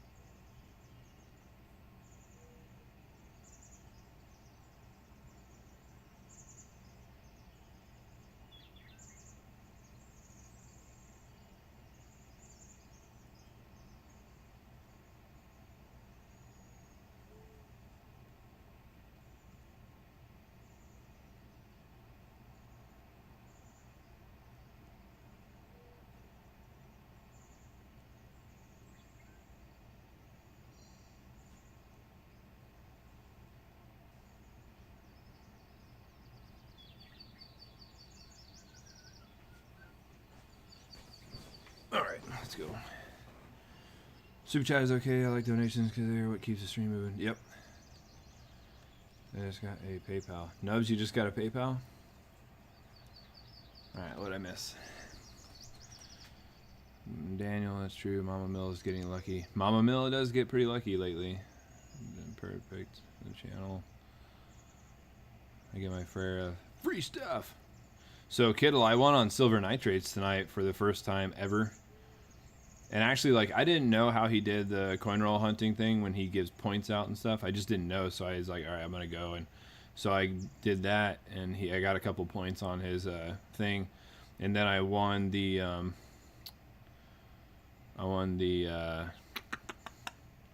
of stream giveaway, which is kind of funny. So it was Zarek, I have a walker for a ring.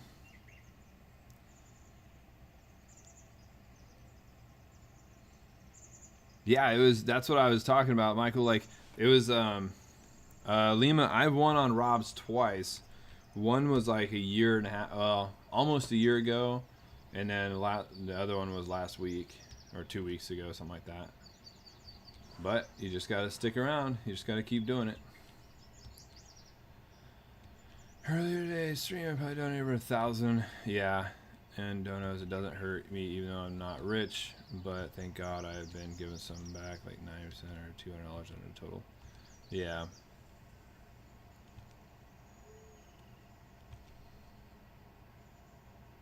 Yeah, shipping is crazy, Alfred. So that's why, like, so what I did for Karsten was a lot of channels asked, like, hey, can I just ship it to you and then you add it to Karsten's package? I say, yes, not a problem. But the thing is I got people that were shipping me stuff that, one, they never asked me, or two, Karsten never cleared it with me to say, okay, I'm fine with that channel. But one of them smelled like straight cigarette smoke, and I do not like that. I don't like that. I can't deal with that. That to me is just being very disrespectful to smoke around packages and stuff that you never know if somebody's allergic to cigarette smoke, you know. But yeah, it was horrible. You want it 8 times on Raw does before he's super big. One time wouldn't have happened if I didn't tag you. Yeah, Alfred or Asa. Never want to give away a bunch of Robinhood coins once.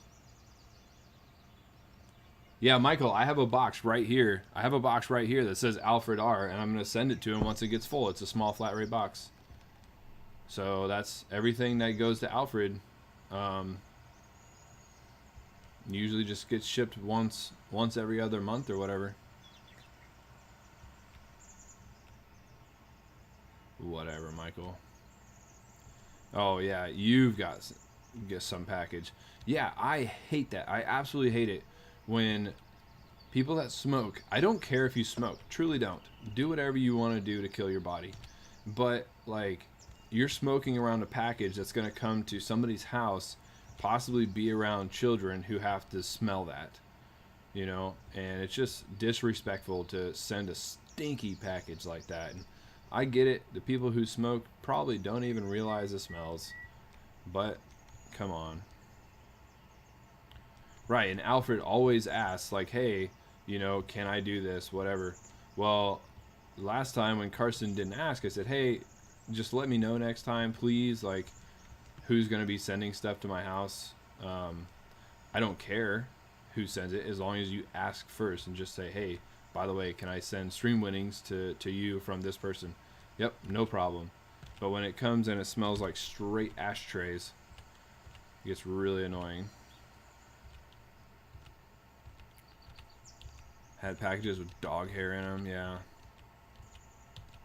Never smoke in a house, and I think that's a big thing, is people that smoke in their houses, like smoke in their cars, smoke in their houses, whatever. They don't smell it anymore. They just don't smell that stinky smell anymore. Like, my sister doesn't smoke in her house, but she smokes, but she does not smoke in her house. So if she goes in somebody's house and they smoke in there, she can't stand it, even though she's a smoker. Thanks, eBay. Yeah. So my I have like hair on my arms, you know, and once in a while, when I used to tape labels on the packages, I would get a piece of hair in there, and I would stop, get my knife out, cut it out, and pull it out because I think it's kind of lacking attention to detail, and it just doesn't look clean, although it is.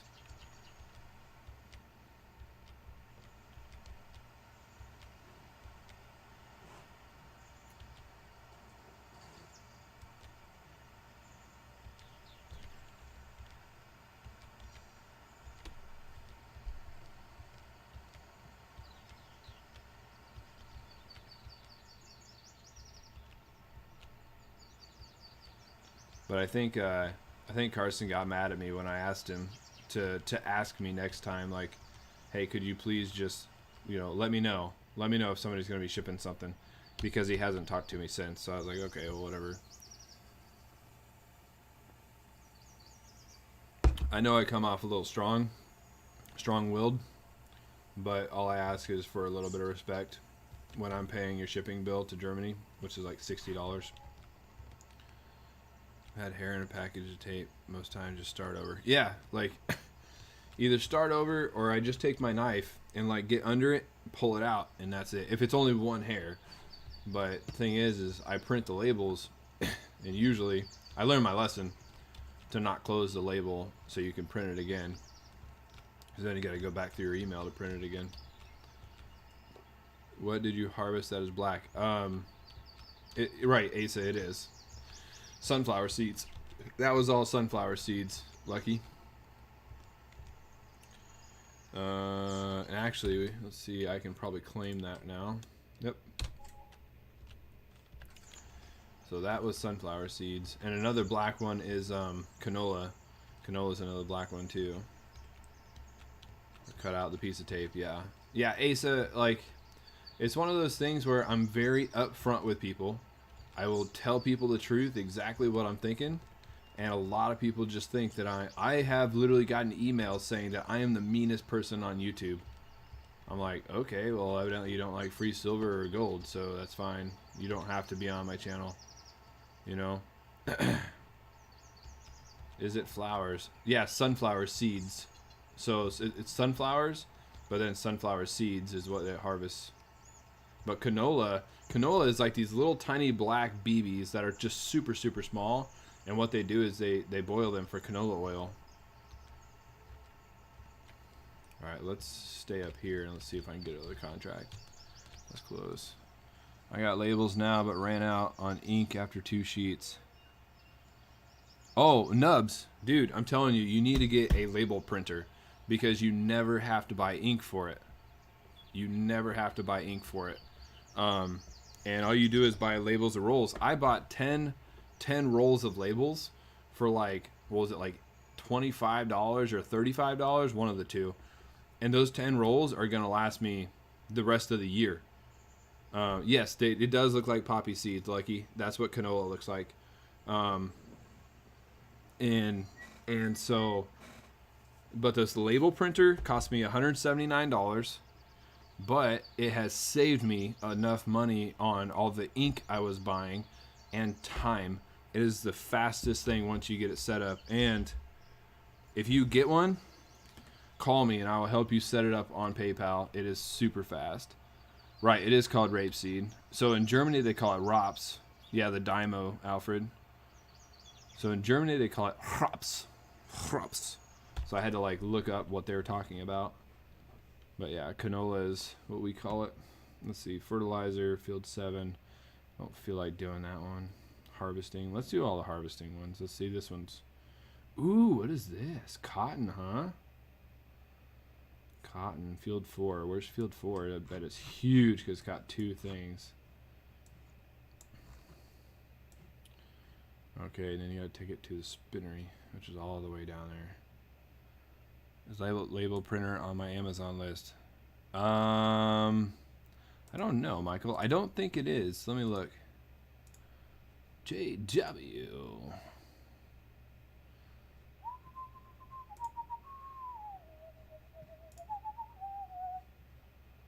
My duty to label maker.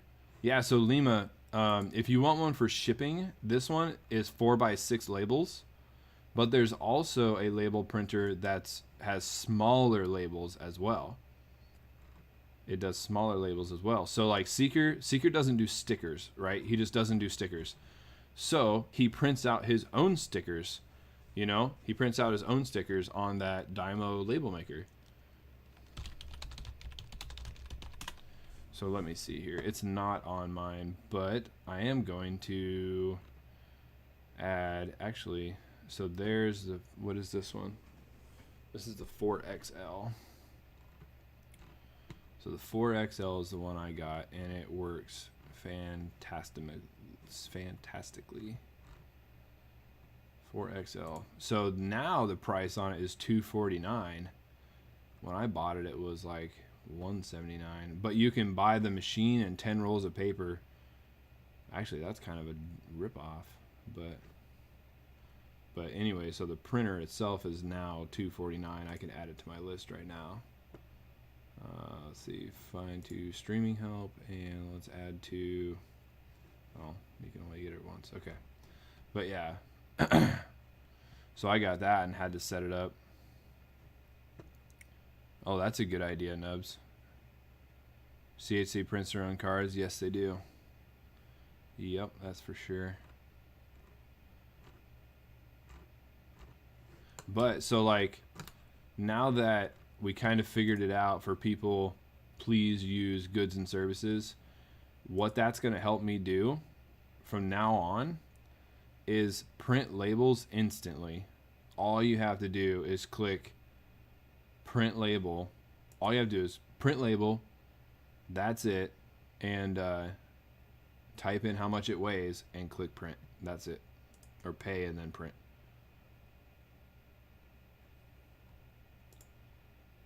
I forgot to add that label on there too. So let's do this. Or that machine. I have the label maker, the little tiny one. I forgot to put that on there too. So that's going to go under streaming help. Let's see here. Now let's go back to my list.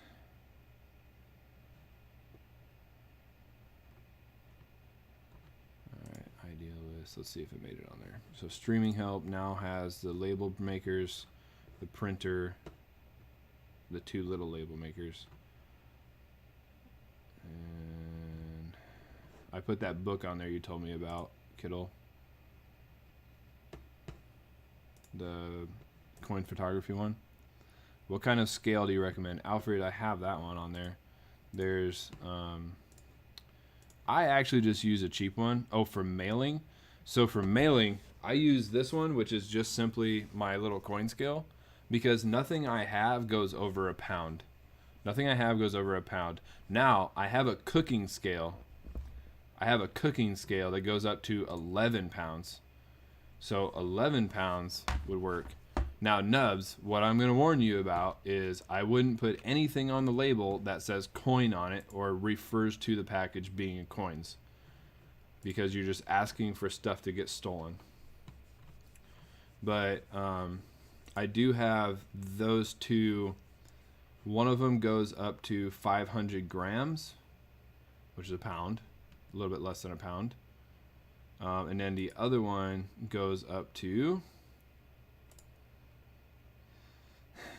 which I think is the one I have.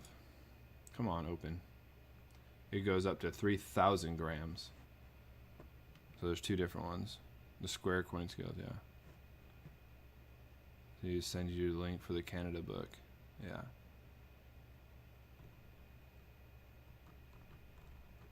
Really easy template. Yeah. So you could even make them, when you make them on Word, you could just pick the kind of label that you're making that's an Avery label, and they'll make the template for you.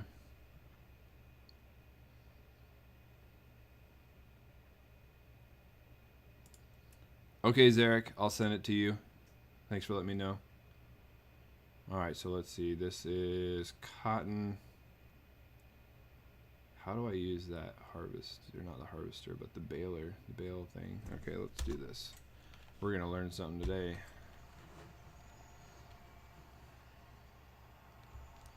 Make a note. My scale only goes up to 100 grams. Yeah, I'm going to go do cotton right now, Lucky.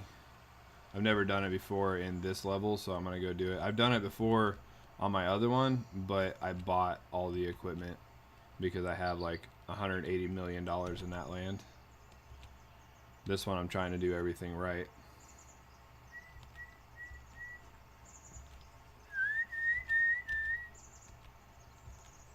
What's up, Mitchell Spencer, the luckiest man on YouTube? What's going on, brother? These stupid train signs are still down. Jerk. Get rid of this stupid train. Get it out of here. Never seen cotton. You never seen cotton in real life either? I saw it when I moved down to North Carolina. It's pretty cool. Cotton and tobacco. Cotton and tobacco they do there. Pretty interesting. Alright, let's get this guy out of the way.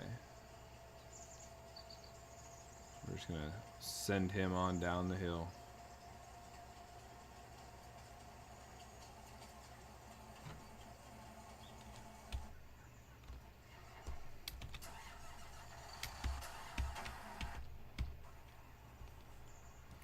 Get rid of those signs. There we go. Alright, so let's go get in the cotton machines. The cotton gin. And what we'll have to do is move them one at a time.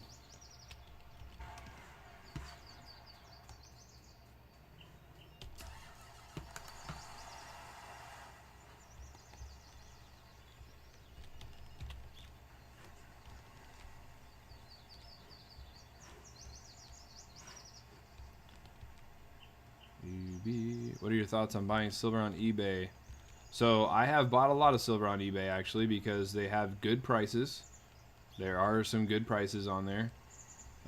If you just are smart and look at the seller before you buy it, look at their feedback.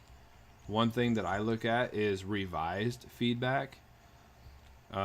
If your revised feedback is like more than 30, 40, then I would probably stay away from them, especially if they have like thousands of, if they have like 1,000 plus of positive feedback and all the feedback matches what you're looking for, then you know you're pretty good off.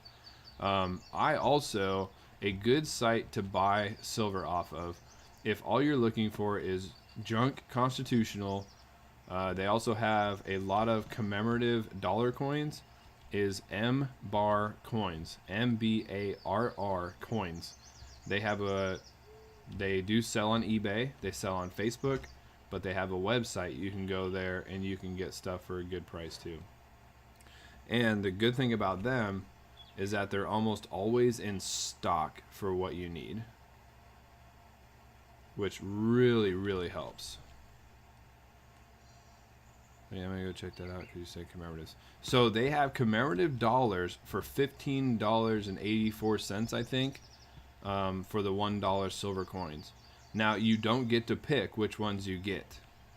They're not like the commemorative halves that you're looking for, Lima. They're the commemorative dollars that are usually like the ones that get taken out of prestige sets or stuff like that. But you usually don't get to pick which ones you want. They just have a whole bunch of them and you get to pick them. How much times face? Garrett, I would have to look at the website, which you can go do. Just do mbarcoins.com. And you would have to look,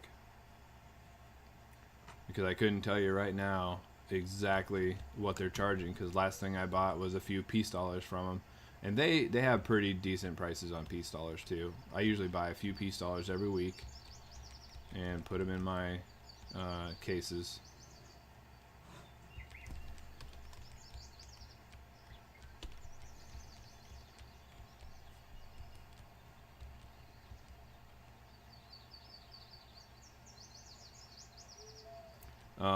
But yeah, Facebook is a good spot too. You just need to watch who you're buying from, and if you don't know the person on Facebook, or if they are not selling a lot of things on Facebook like consistently, then I would stay away from Facebook friends and family, buying stuff with friends and family. Now if they tell you I only accept friends and family, then do what I do and say, well, listen, I've never bought anything from you before, so this is what I'll do. I'm going to send you a goods and services PayPal. Once I get the coins in my possession, then I will send you the rest of it. You know, or, you know, you tell them, I'm going to send you whatever the price is, minus 3% or 5% or whatever. AU piece dollars for 25. Yeah, I buy the, I do like to buy the BU ones because I'm trying to stack rolls right now of them. But yeah. Yep, 1574 per. Yep, sounds about right. They are 90%. And so I like those because they are good auction items. People do like them, but they are also good to stack if you like 90%. And a lot of them are proofs. So if you like proofs, also another good choice.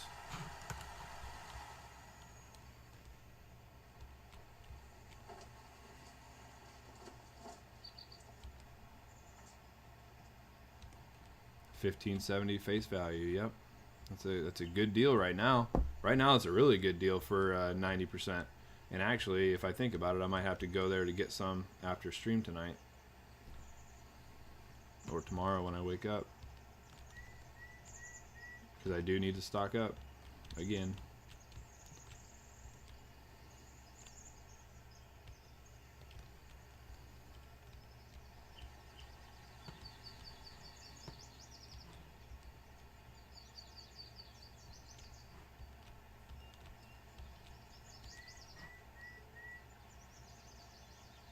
Yes, some constitutional does have more value because of numismatic value.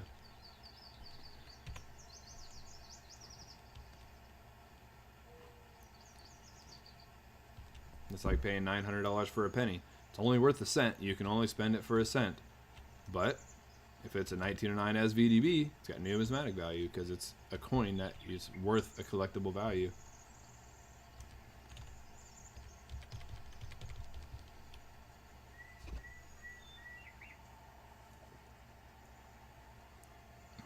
Yep, 15 time for walkers. Yep, that's why I buy from them. There's a good chance if you got anything from my stream that one of the coins was probably from M-Bar.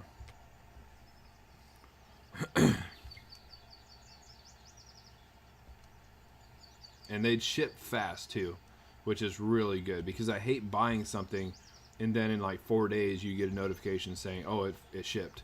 You know, it's pretty much like APMEX and JM where you buy and then in a couple hours you get an email saying a shipping label has been created.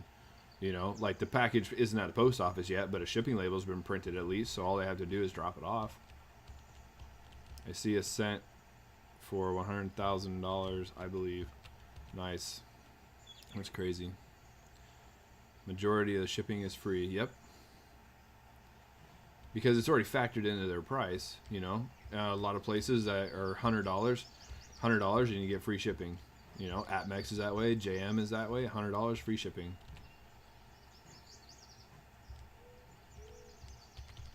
It's already factored into the price. Oh, the 43 copper. Yeah, well, that's understandable. That's understandable if that one is $100,000.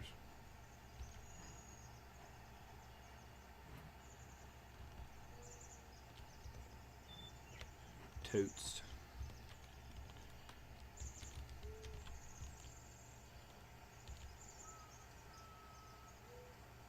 Jarek, you are right. The coin community is great.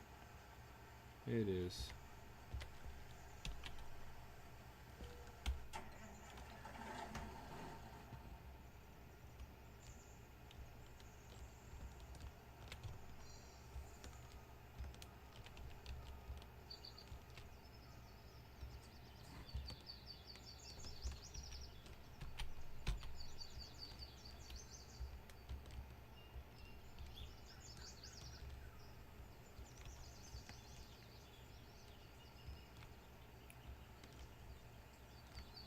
Can't believe it. Yep. Well, lucky. I mean, if somebody wants to finish a collection, they want to finish a collection. You know. But the 43 copper. Now that's just an anomaly. You know what I mean? That's That's crazy because it wasn't supposed to exist. Uncirculated Benjis for 18. There you go.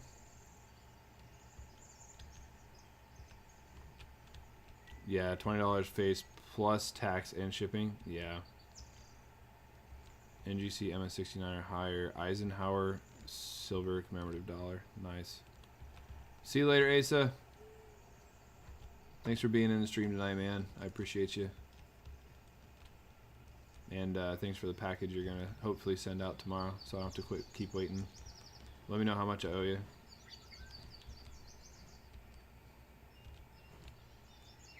Make it cheap.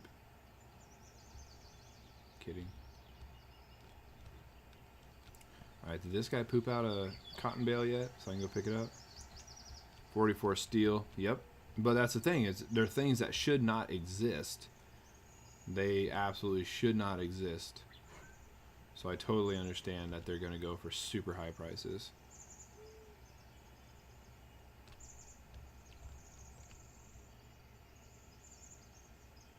Good night, Asa.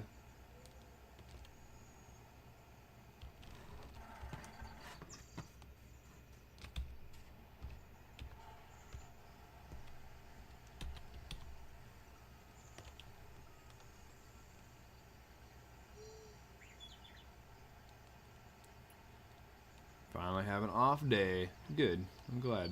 Happy for you.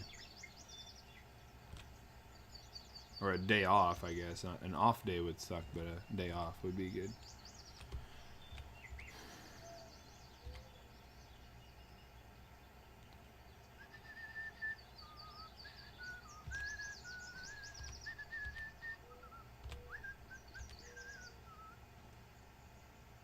I'm a little bit off today.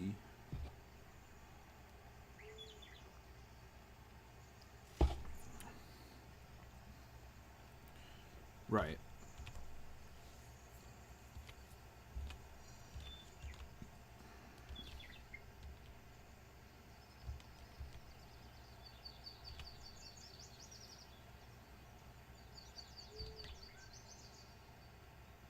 Yeah, Asa, let us know what time you want to stream tomorrow. And if you want Nubs to host it, me to host it, Big Mill to host it, you host it, whatever, man. We'll make it happen. I got a box of nickels that I could sit there and make a video out of the whole time. What's up, Coin Quester? Have a good night, brother. Thanks for stopping in. So Walker's running from 10 to 20 average right now, depending on condition, right? Common years? No. Common years? Well, yeah, depending on condition, yes. But a common year average circulated walker should be around the melt value, $7.50 to $8. And even melt value is probably like $6.80 or $6.90. But if you're looking at a common, well-circulated piece, but then again, if you're buying one, if you're only buying one, yeah, you might pay $10 for it.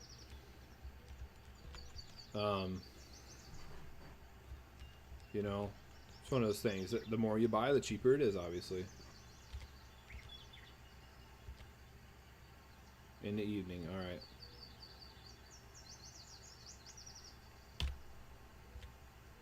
You never know, Nubs. You never know. Asa could host something. Asa, all it does is take in a little bit of know-how. That's all it does. All you gotta do is push buttons. That's it. Nubs, what do you got for coins? Let's see right now. So Lucky, if you were to ask me right now, could I buy one Walking Liberty off of you?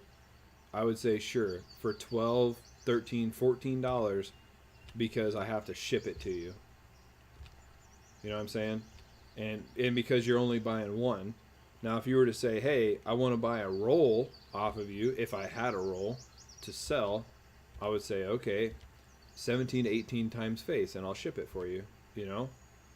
So it'd be different. I know you didn't get to see my vid yet, but I have a 18D Walker. Nice.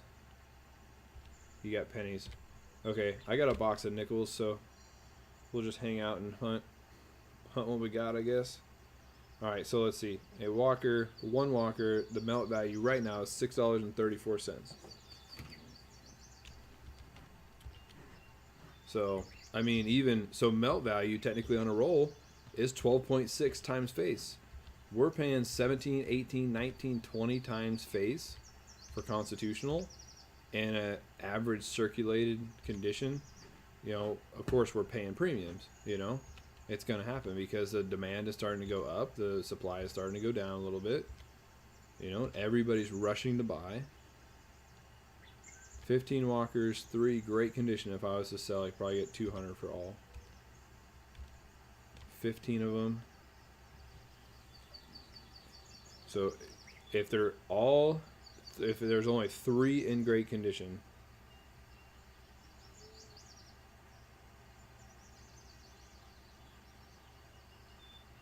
if you got $200 out of that, you'd be lucky. Because at was 18 times face, that's $162. Now, the three in great condition,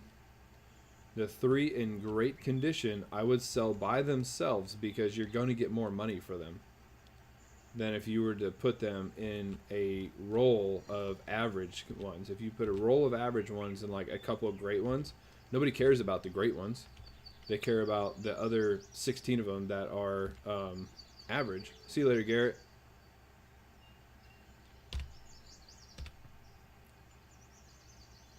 Because right now, Lucky, right now, a roll of walkers on APMEX right now is probably 180 bucks, maybe 175, $180. They're actually cheaper than Kennedy 6490s. 6490s right now on APMEX and JM are $200. It's just ridiculous. I have them capsulated, but that's another thing.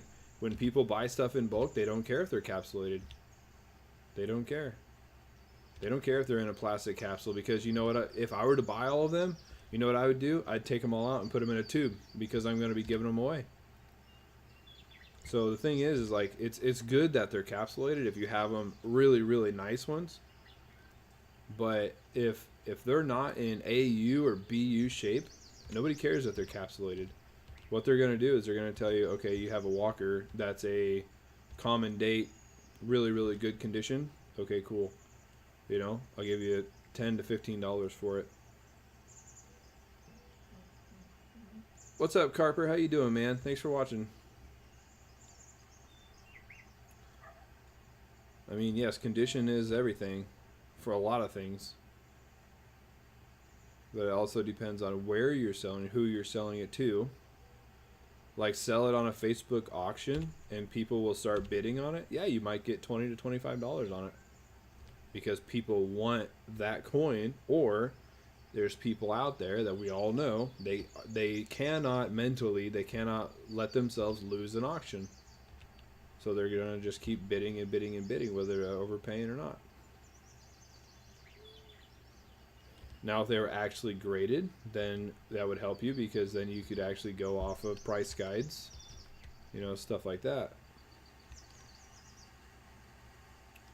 But if you were to add all those really, really nice condition ones to the ones that are in average condition, all they're going to see is average condition. They're not going to see average condition and a couple stunners, you know? At least I wouldn't anyway. If I was trying to buy it, I would, okay, cool. You got a couple really nice ones, that's it. When I buy those rolls off of APMEX and JM, I expect 100% circulated just garbage. Or not garbage really, but not perfect coins, you know. And then when I get one that's crap, then it goes into my reject bin, and I lose money on it. Can't sell it, can't give it away.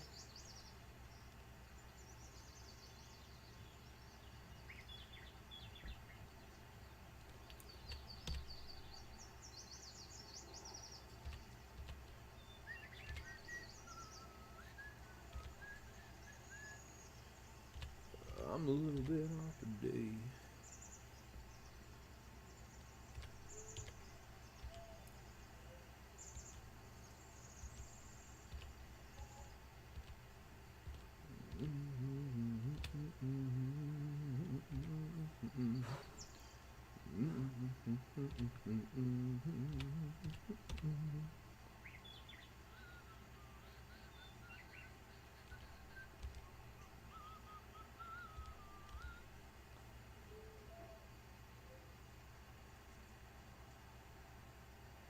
Well, yeah, Nubs, I just don't like to give away junk, though.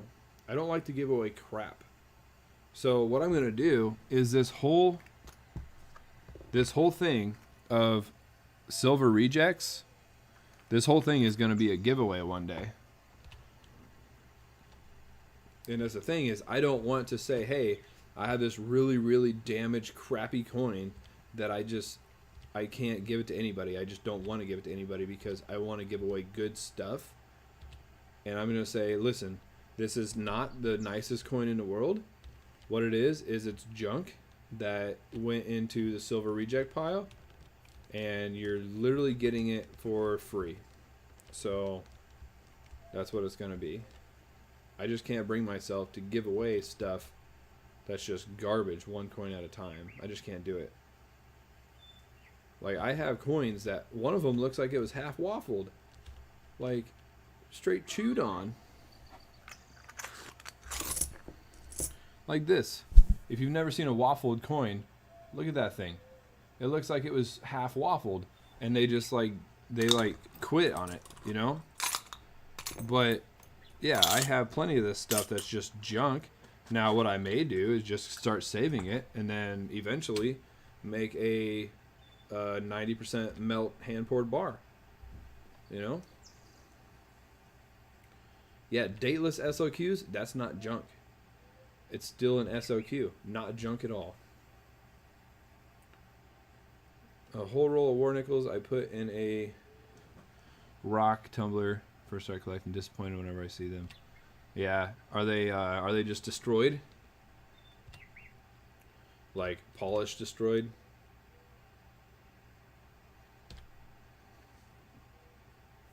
But then stuff like that, you could sell it for the melt value. You know, I think melt value right now for war nickels is like 85 cents or 90 cents.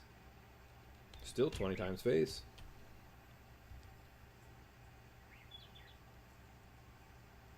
I called dibs for a JW round. Oh, that'll be a long time.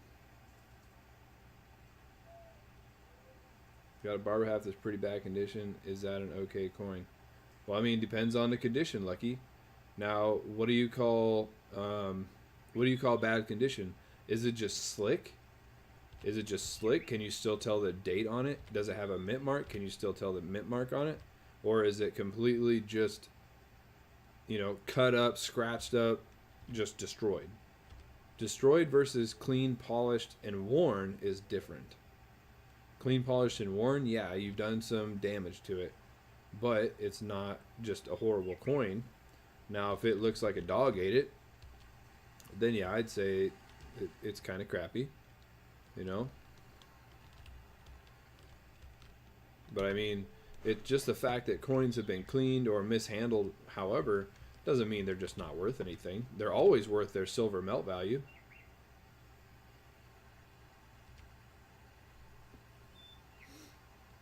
Like I have, let's look at it. I have a barber half dollar right here.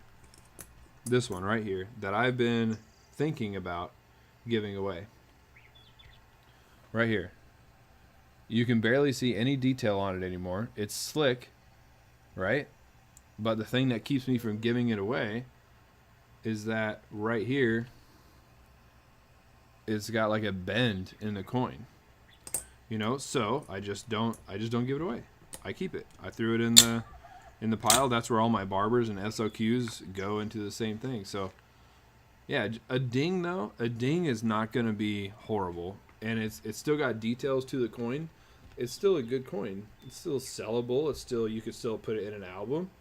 Those are ones that we call an album filler, because if you don't have that date and mint mark in the album, hey, you do now, no matter what shape it's in, and then you just replace it when you get a new one.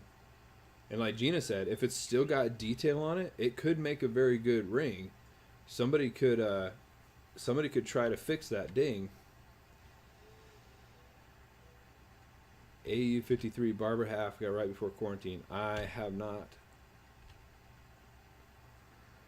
I don't remember it anyways. If I did, if it was posted in OG22, I saw it, but I don't remember it.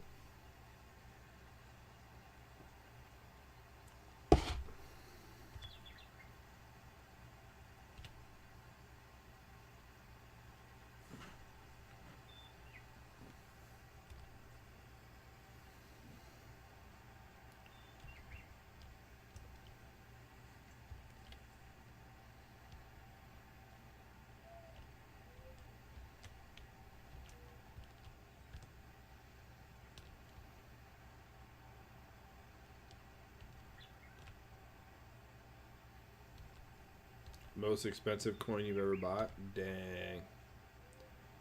Yeah, you buy so much we forget. Well, sometimes. Sometimes. I do like seeing what Asa gets, though. The thing is, I wish I just had a real coin shop here instead of having to drive like an hour and 15 minutes just to buy a few silver rounds. Which actually, I might do tomorrow. Because I do need to get some more for the stream. I have no clue when they're going to come in from Amex and JM, and I'm kind of sick of waiting. It's about an inch / not halfway deep by the edge. I mean, it all depends, though. I mean, again, album filler or melt value, you know? So if that was a rare date and a rare mint mark, then it would still be worth a lot of money because it's, yes, it has damage on it. But damage is still one that you could send it in PCGS, get it authenticated. It comes back with AU, BU, but details, and it says damage. Still worth good money. MS66 Morgan. Oh, geez, Asa.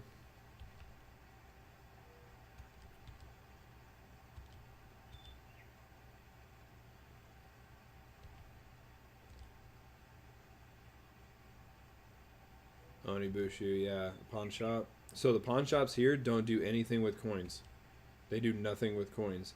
And there's actually a pawn shop in the city south of me that one of the guys at work, he went there one day. I guess you have to go in on a Thursday.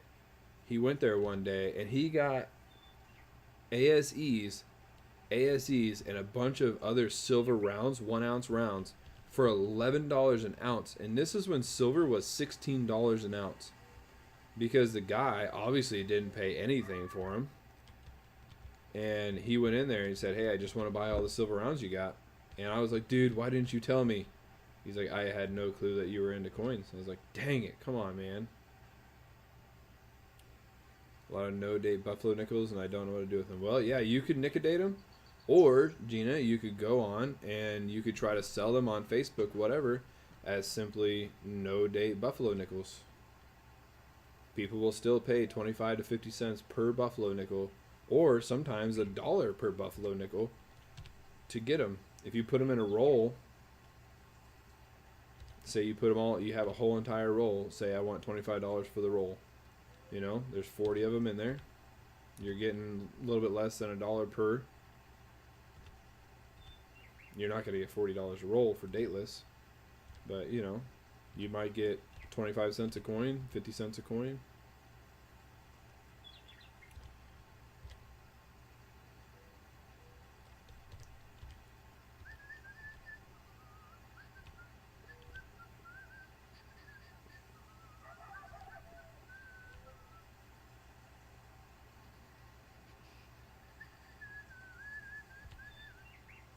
Yeah, you could send them to Asa right there.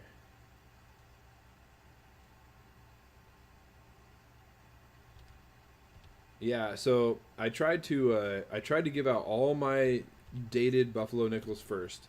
Now all I have left are dateless ones and a couple type 1s left. I gave away a lot of type 1s tonight. But yeah, I try to give away stuff with dates first. Because I try to give away good stuff. Come on, let me make it to the end of the row.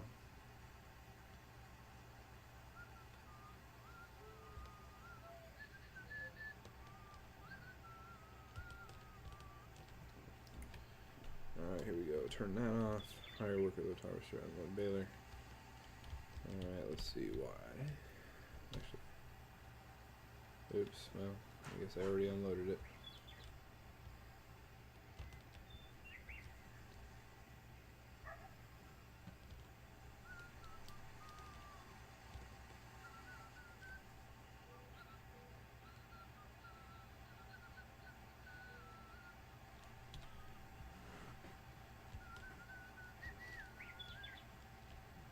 Well, yeah, you could nicodate them if you wanted to, if you thought that you might possibly have a key date, but otherwise, if you just want to get rid of them, just sell them as a roll.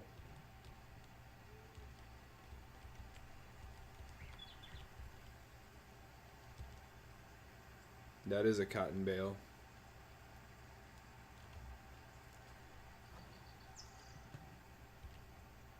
What are you talking about? Upper C ain't finished nothing. Slacker. You got a whole field right in front of you. Get in there.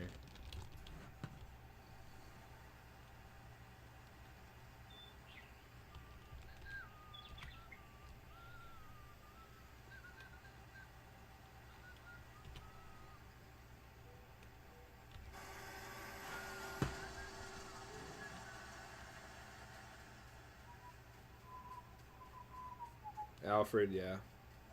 Got a V-nickel, but don't remember who I got it from. Yeah. A V-nickel I wouldn't do much with. I would just keep it, because you know it's a V-nickel, you know? I would just keep it.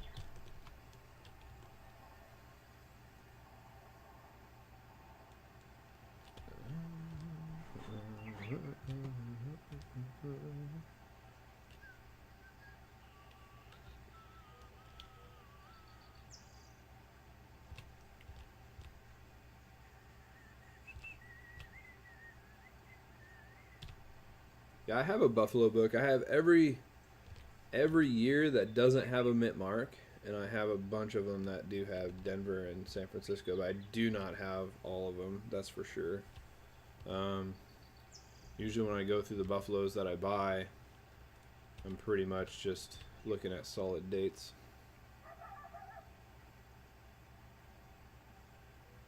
I thought I went to bed. Yeah, right. Asa, you're like Party Pickle. You say you go to bed at least 5 times a night.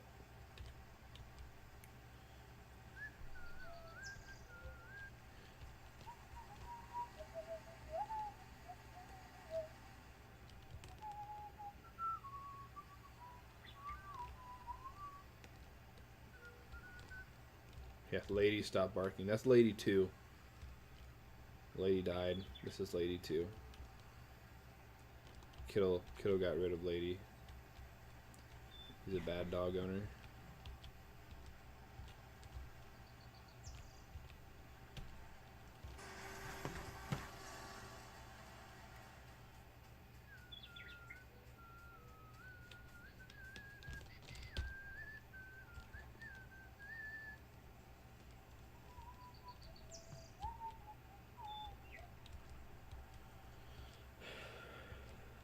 I want to say my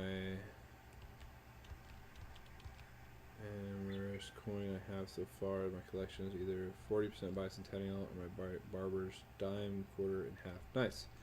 So yeah, Barbers are nice to get. They're a lot more rare than the other coins. They're definitely nice to get.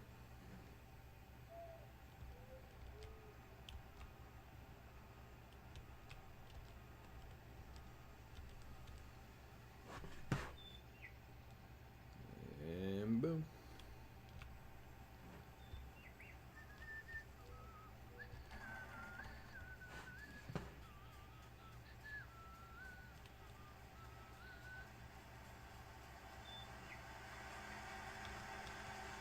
Yeah, Nubs, me buying a Nickedated roll would be really hard for me to do.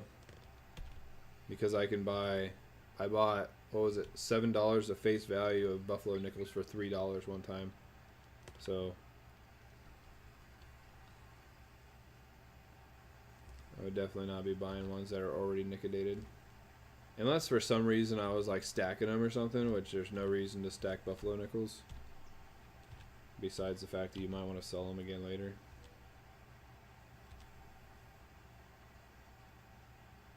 The rarest coin is a gold coin. Lima, what gold coin do you have? And is it your first gold coin? So I have my first gold coin, not me, Asa. Yeah. I have my very first gold coin. I bought it when I went to go see Rob last time. Gold plated 83 Kennedy. Yep. I had a couple gold plated ones too. I have a gold plated Kennedy set. It's actually a Kennedy stickerized set. They're sticker coins that were gold plated. They're actually pretty cool. I think I bought them for a couple bucks. The coin shop that I used to have here They were kind of like what Big Mill talks about when he goes to talk to George, his coin guy. It says you kind of got to buy the crap to get the good stuff, and that's what it was with them too. Is like you kind of got to butter them up and buy the junk. 1/10 ounce and a few grams. Nice.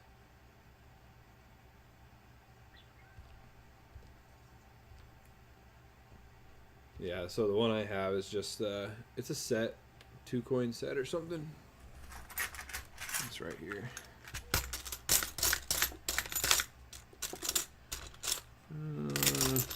Maybe not.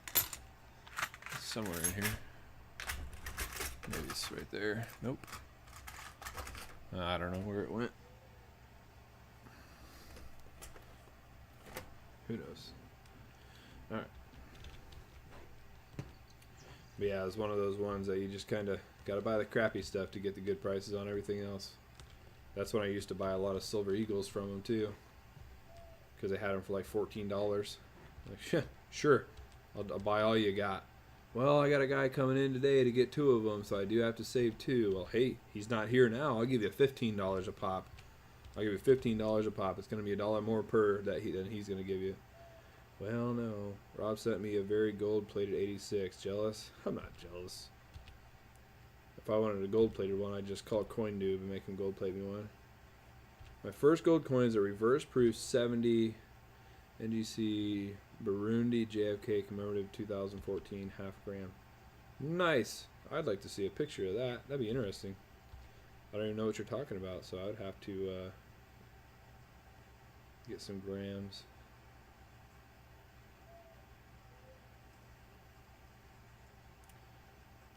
Only goal is an 8-gram nugget. Ooh, a nugget would be nice. A nugget would definitely be nice. We were talking about that earlier. Big Mill and I were talking about gold. Or as last night we were talking about it, or this morning, whatever you want to say. That, you know, going to get gold nuggets and stuff. It would be really cool to have a nugget. And he's like, well, I would just melt it into a bar. I'm like, oh no. It's worth so much more as a nugget. Because once you melt it down, nobody knows what it was. Now it's just a bar of gold. That's all it can ever be. But if it's a nugget, it's a nugget. Like, it's still in its natural raw shape.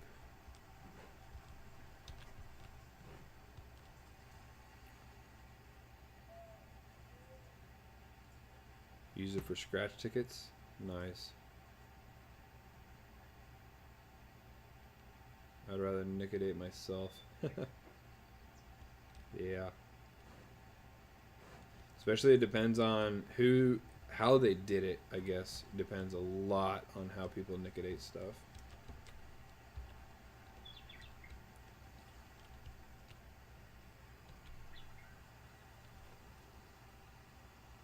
Turn off. Why?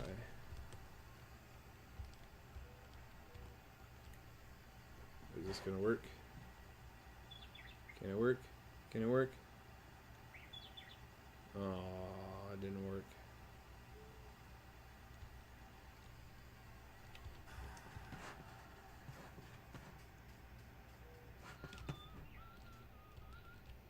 God, that's weird. Too heavy to carry.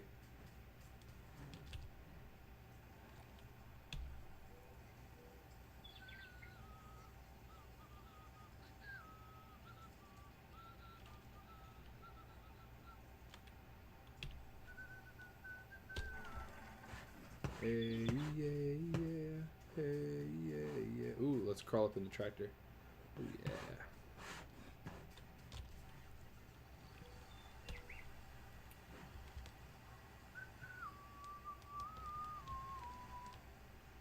A few 1/4 ounce gold coins. That would be nice to have.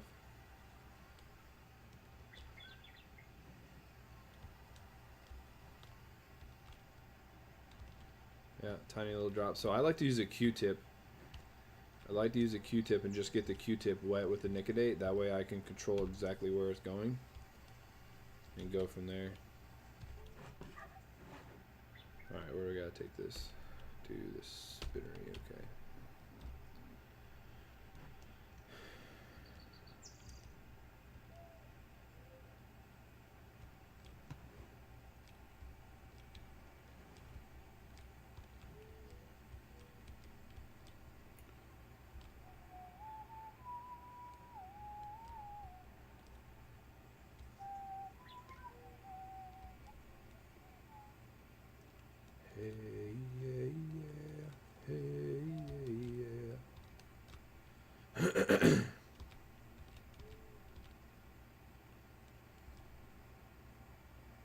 that Q-tip works really good because you really control how much you put on a coin. A screwdriver, yeah, it works really great, like Rob shows in his videos. You put a drop, you use a screwdriver to put it just where the date is, and using that shoulder fold kind of, which works really well. Or you just use a Q-tip, get it a little bit wet, and you put a drop on something else, use a Q-tip, put it in there, and then just swipe it, and it's just right there. It's not a drop on a coin anymore, it's just a little bit wet. And that way you can kind of control how much you nicodate it too. Trying to eat a hole in a nickel with nicodate right now. Are you doing it, so you're doing it multiple times? Because once you do it once, it pretty much like deactivates itself, it seems like. I've seen people nicodate, they do small drop and then smear. Yep. That's how a lot of people do it because that's how Rob showed it to be done. So everybody does it exactly that direction, or that way, because that's how he showed it. And you know, he's one of the most popular ones that does it. And he's not afraid to say he does it too, you know. He'll just say, this is how I do it. Leaving it on for a day and removing. Nice. That would be kind of interesting to see how it turns out. Here we go. The spinnery. Where do I gotta drop this off at? I'm in a big old truck. Do I gotta go in here? No. There it is, right here. I'm gonna drop it right there.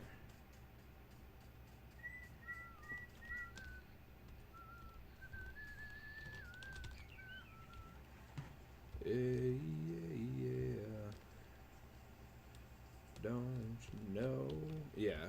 That's what I'm saying. Like it does. It only works so long, and it's just done.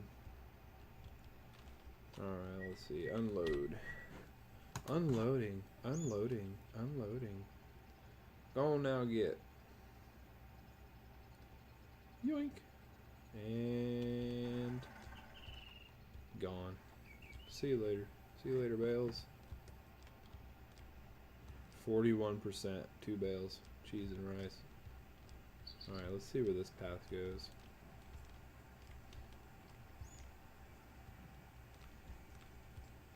Hey, yeah. Oh, this is a shortcut-ish. I'm gonna go straight up this hill. There we go. And a tree.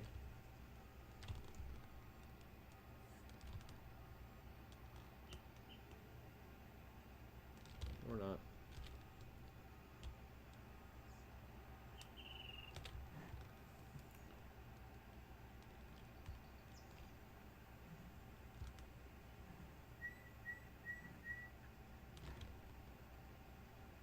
There we go. Nailed it. Come on, get up there. Oh, a semi-trailer though.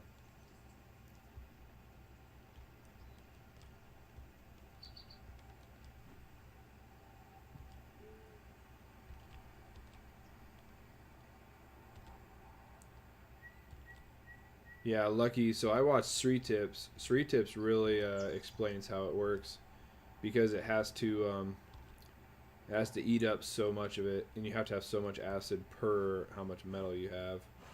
So it's really interesting to watch his show, and he explains it all. Hey, yeah, where's the road at? Is that the road? There's the road. Well, watch out coming through. That's not the road. That's a rock.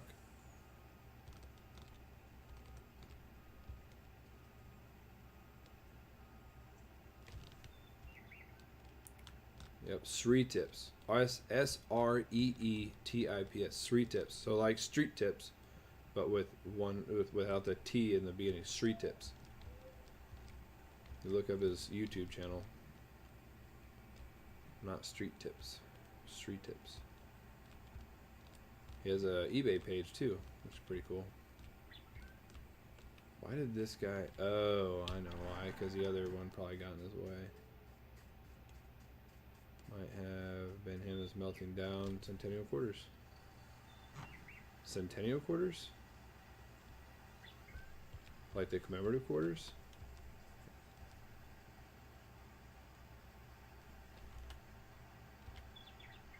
Sriracha tips. What I don't like about him, he sells his product way too expensive. Well, Lucky, you have to look at what goes into it, though. And that if that's his main source of income for his channel, then that's, you know, that's what goes into refining that stuff, is all the chemicals and all the time. Sometimes it takes him doing a whole entire day for those, for just one project. Plus, when he refines stuff, he takes the platinum out of it, he takes the rhodium out of it, all that type of stuff. But also, yes, I know he does make a lot of money off of his stuff because he's a YouTube channel. 100%. He makes a lot of his money off of those stuff because he's a YouTube channel. Any of us that did it, that just like, we're not professionals, we don't make videos out of it. If you were just trying to refine a gold bar or a gold button like that, like he makes, good luck.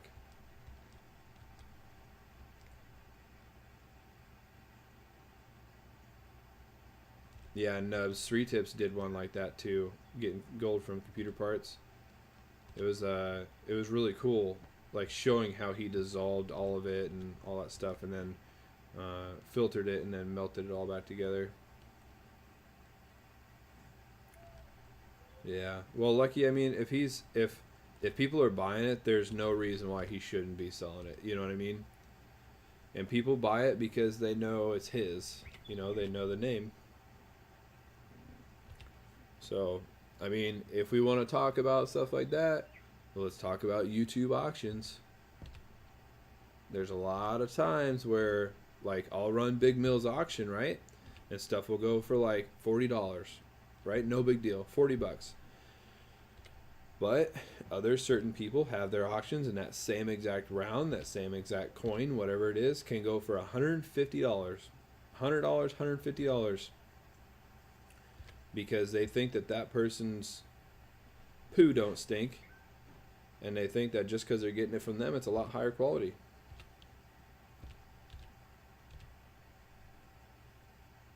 When you look at Stormy's auctions, Stormy's auctions are fed by competition, because he literally has a score sheet of how many people have won his auctions, and he has auctions where he'll say certain people are not allowed to bid because they have too much money. So then he breeds competition with his auctions. So, I mean, yeah, people are going to overpay for things, you know? And we're back to those people who, they cannot lose an auction.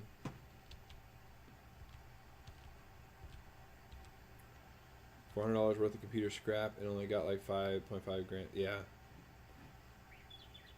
Yep. I mean, the gold that's used on computers, like, is very, very little of it anymore. Very, very little.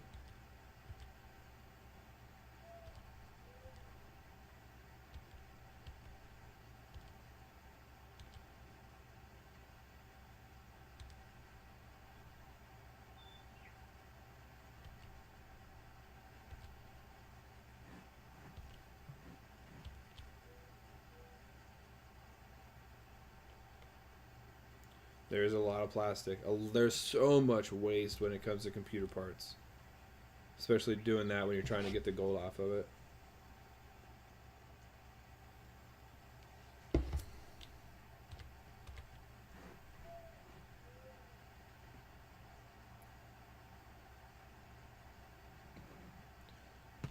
Now, would it be something that someday where, yes, I would want to learn how to do it, or maybe not even learn how to do it, but to be able to do it once and say, hey, I made this gold nugget or this gold button from a bunch of scrap, whatever. Yeah, that'd be kind of cool. Do I have any interest in going out and buying tons and tons and tons of chemicals and creating my own chemistry lab to do it? No, not at all. But he has the resources to do it, so there you go.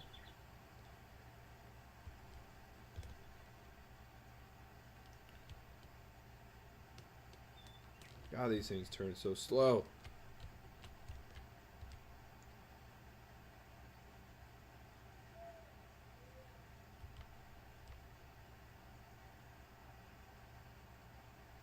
Yeah, it is. It's very, very interesting how he works with all the acids, and he does all the math and says everything. This is how much is supposed to be here.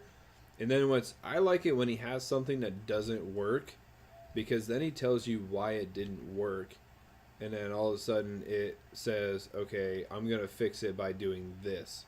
So I really, really wanted to go to chemistry and be a chemistry teacher when I got out of high school. Um, but me failing a 5 credit chemistry course didn't help that situation. So I really, really do like chemistry. Um, but the fact that I'm no longer in it, you know. I went for my first year of college. I went to chemistry, but I didn't do very well, so I moved on. If I have tons of scrap circuit boards around the house, yep. I mean, so let's just think of scrap circuit boards. I can go to my parents' house right now, and there's probably 4 or 5 computers that are just not being used because they're old ones. They no longer, like, you could plug them in, turn them on, but actually, if you turn them on, they probably catch fire because of all the dust that's inside of them. But they don't get used. So yeah, they have a lot, and they have just bought new computers, and you know, stuff like old TVs that are out in our farm ditches where we burn trash at. Probably a lot of stuff out there like that. The TVs that we used to go and throw a brick through the glass and have fun with. Like the science side of chemistry, but too much math. So Onibushu, I love science, and I like math. I just like I don't have the job to do it, and I don't have the initiative, I guess, to learn it anymore. Yeah, it's sort of 14 karat gold for him to dissolve it and get to reappear with metabisulfide. Yeah, it's just really cool how he does stuff like that, and he just knows, like, this is what I need to add because it's lacking this, you know. Yes, I do watch Nile Red too. I do watch Nile Red. It's a really good one because he explains everything really well too. Shree Tips does a good job too, but Nile Red explains things really well. Yeah, Asa, I know you do. Cody's Lab, I haven't seen that one.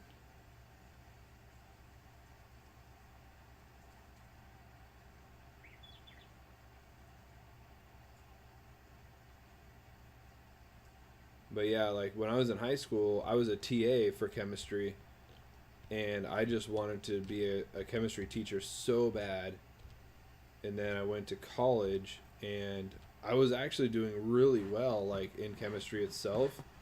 And then the class that everybody hated, organic chemistry, I did really well in. Like I excelled in organic chemistry, and my teacher was like, "Yeah, you should just keep doing it because you know you're doing really well."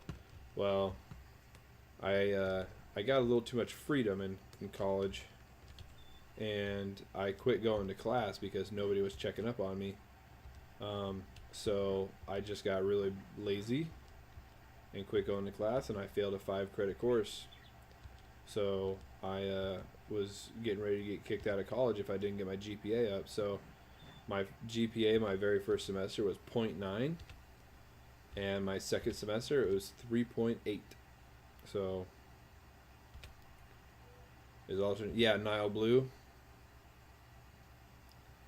Who doesn't want a creepy glow in the dark baby? I remember when he made what was it? Some type of like aerogel or whatever. That was pretty cool. His wife gets all the scrap precious metal for dirt cheap, like 14K ring, like $20, or a necklace for $40.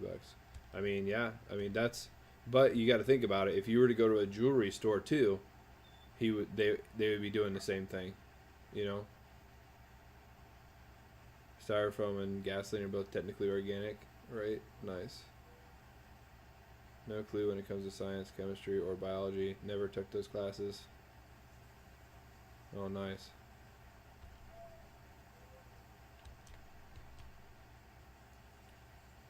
So we had to take like chemistry, math, all that stuff. We had to. Some of them we didn't have a choice. Some of them we did. But when I was in high school, I started taking biology and I just didn't pay attention. I was a skateboarder punk kid. I just didn't care about anything. You couldn't tell me nothing either. You tell me something, I just tell you to F off.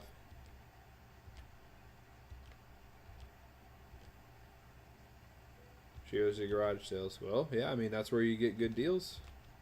I ain't mad. I'm not mad that somebody's out there getting good deals on stuff and turning around and selling it for money. Heck no. That's why we live in a capitalist society.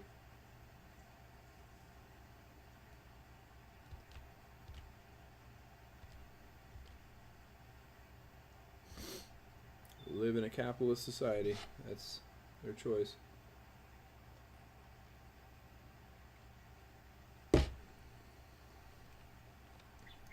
I would love to go to garage sales, but around here it's just too sketchy. And really, there's really not a whole lot of them anyways. Now on base there is, because people are moving all the time. People are moving all the time, so you know people are getting rid of like kids' clothes and stuff like that. But there's really not a whole lot of stuff that's worth going to garage sales here. Oh, that dude already unloaded a bale. Come on, you jerk.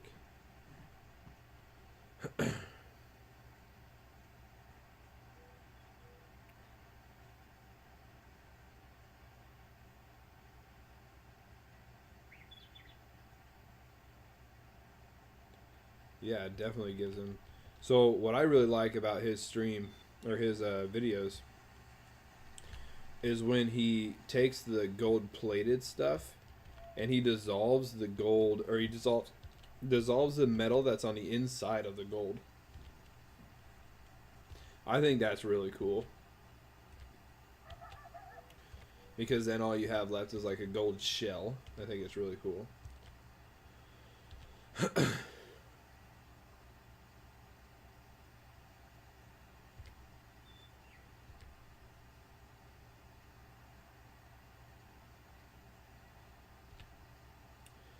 I had to write a program that used nth dimensional Pythagorean theorem to decide if something written by an unknown author was written by a known author. You just, like, confused my mind.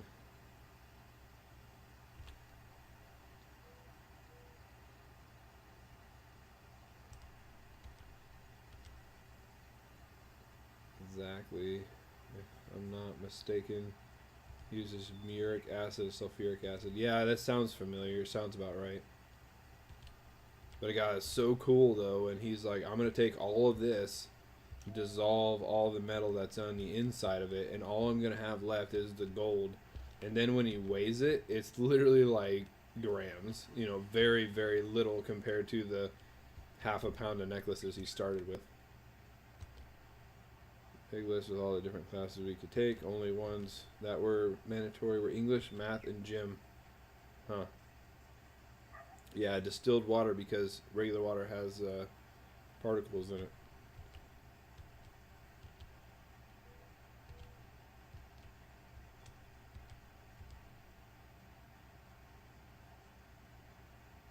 That makes sense, Asa. Well, so Asa, it's kind of like the programs then, like that we had when I went to school, where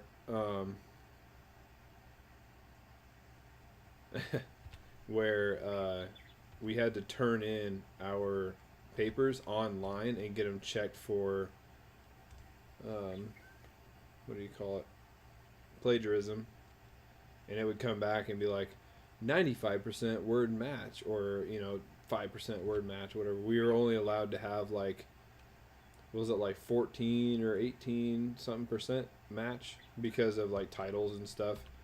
Because when you tell us the name of something, of a program or something, of course it's going to match in your paper versus another paper, because it's the same program.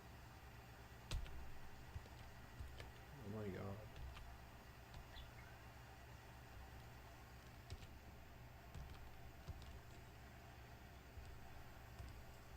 Chlorine, and it makes silver chloride, which is not good.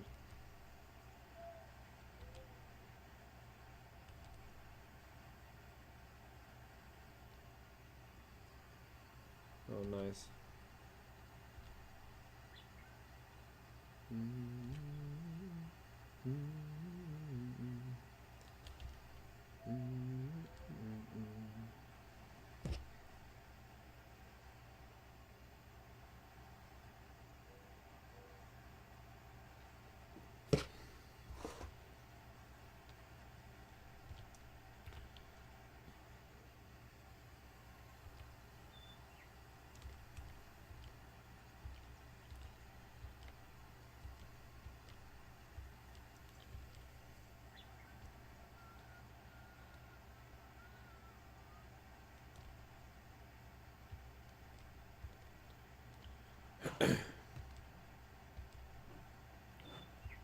Yeah, I reckon, Lucky, if you figured out a process that worked for you, then yeah, I guess all the same chemicals would be exactly.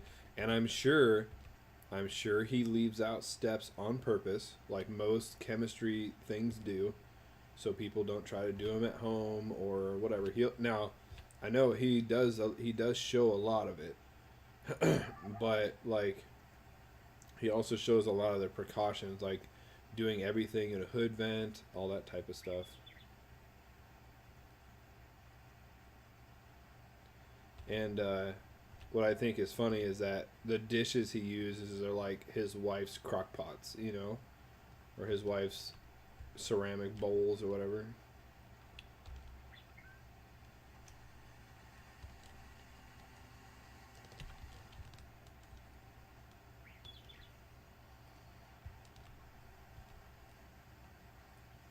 And dimensional because it could identify 1, 2, 3, 4 nth word length word pairs. Nice.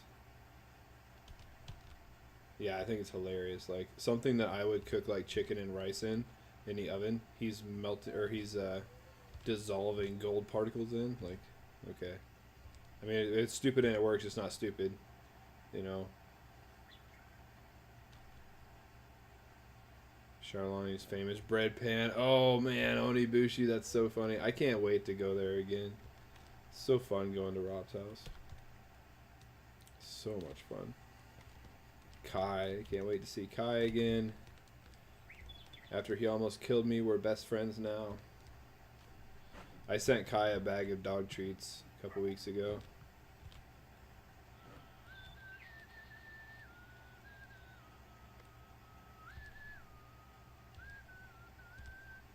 Kind of funny watching J-Dub hold 5 different conversations. Well, Asa, when you work with the people I work with, you have to have a bunch of different conversations. People don't ever talk about the same thing, and it's annoying. But then again, people don't always like the same thing. So you could have one guy over here talking about guns, another guy over here talking about what he made for dinner, another one saying, oh, let's go fishing this weekend.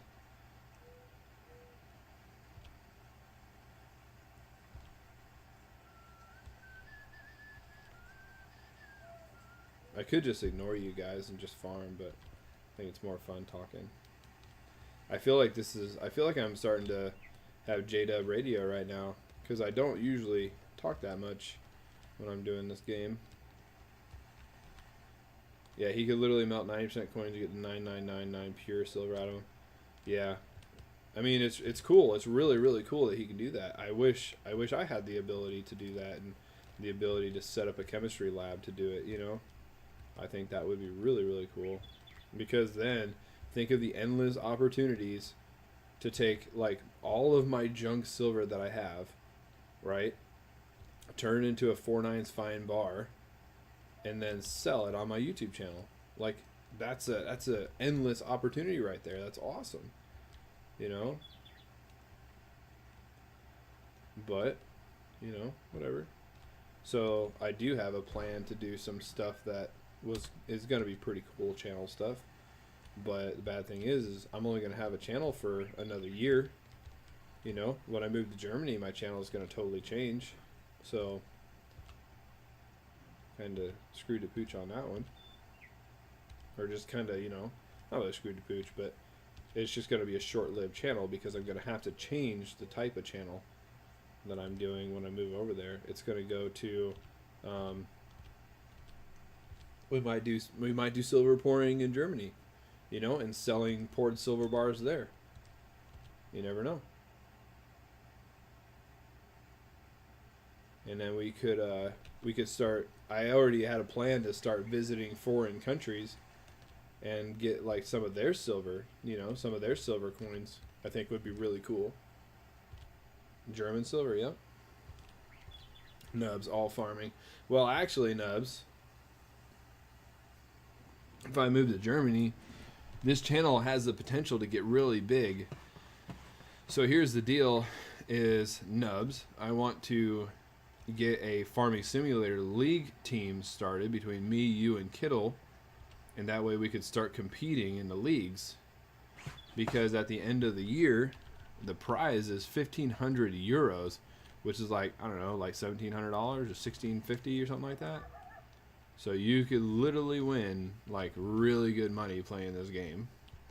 And I want to get a team started, but the thing is we all have to be on PC in order to do that.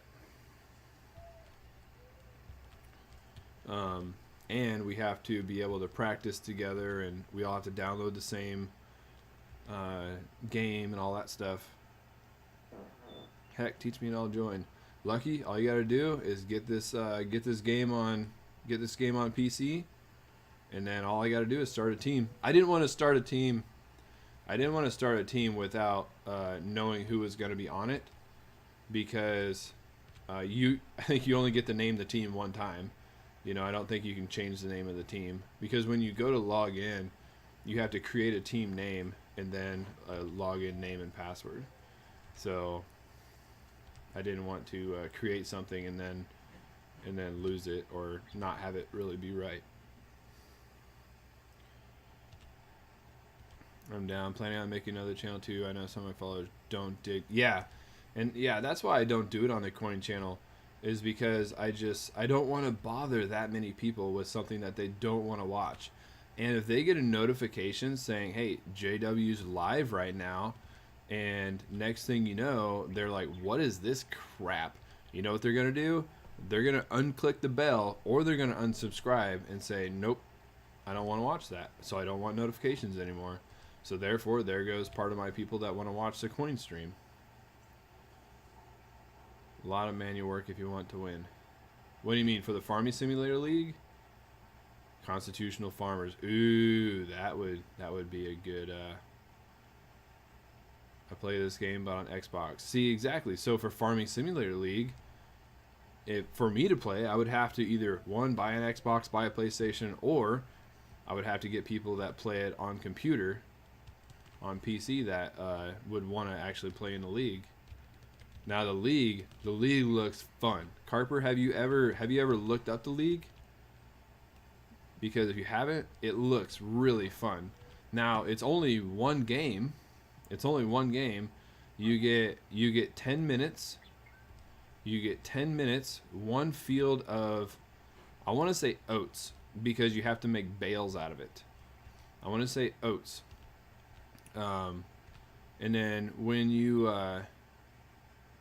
do it, yeah, see, Lucky has PlayStation 4. But when you do it, you have to have one person like that runs, gets the harvester, takes the harvester off the pedestal, because once you get that harvester is no longer available to the other team. So you have to get it off the pedestal. So once you have it off the pedestal, it's locked for the other team, and then you have it off, and then you can go drive your tractor, get a baler, take that baler off the pedestal, and then that means it's locked for the other team. You know, now the key is, if you want to win really, really quickly, if you get all 3 harvesters, you automatically win, because that locks the harvesters for the other team. So therefore, there's no possible way they can get any of the harvesters, so they can't even play. I mean, that's a way to win. But the other way is you have to harvest, bale, and deliver into the barn the fastest and the most efficient. So you have to go quickly, you have to be efficient on it, you know, there's all that stuff, and you have 10 minutes to do as much as you possibly can. But if you want to look it up, just look up Farming Simulator League, and they have Twitch channels. So the German Twitch channel they stream all day, like every day of the week. The American or the English one streams one time a week, so you could watch it. But they also have like Discords and stuff like that too. But they have channels called Farming Simulator League on YouTube where you can just watch it, the replays of the games. So it's actually really cool. Like, again, it's lacking a lot of stuff that this game has. You can't just go do whatever you want. But that's not the point. The point is to see who can do stuff the fastest and stuff like that. Doesn't matter what you harvest. Well, for the Farming Simulator League, it's one thing. One per person combines, one drives trucks, and one bales. Yes, Nubs. Everybody does everything at one time. You work together as fast as you possibly can to harvest, bale, and deliver at the same time. So I've seen it where, and the grain truck is in the middle of the field. So the first thing a lot of people do is they take their harvester and they harvest right in front of the grain bin or the grain trailer. So that way they can get to the grain trailer without running over the crops, because they have crop damage turned on. To where if you run over the crops, you risk losing some of those crops.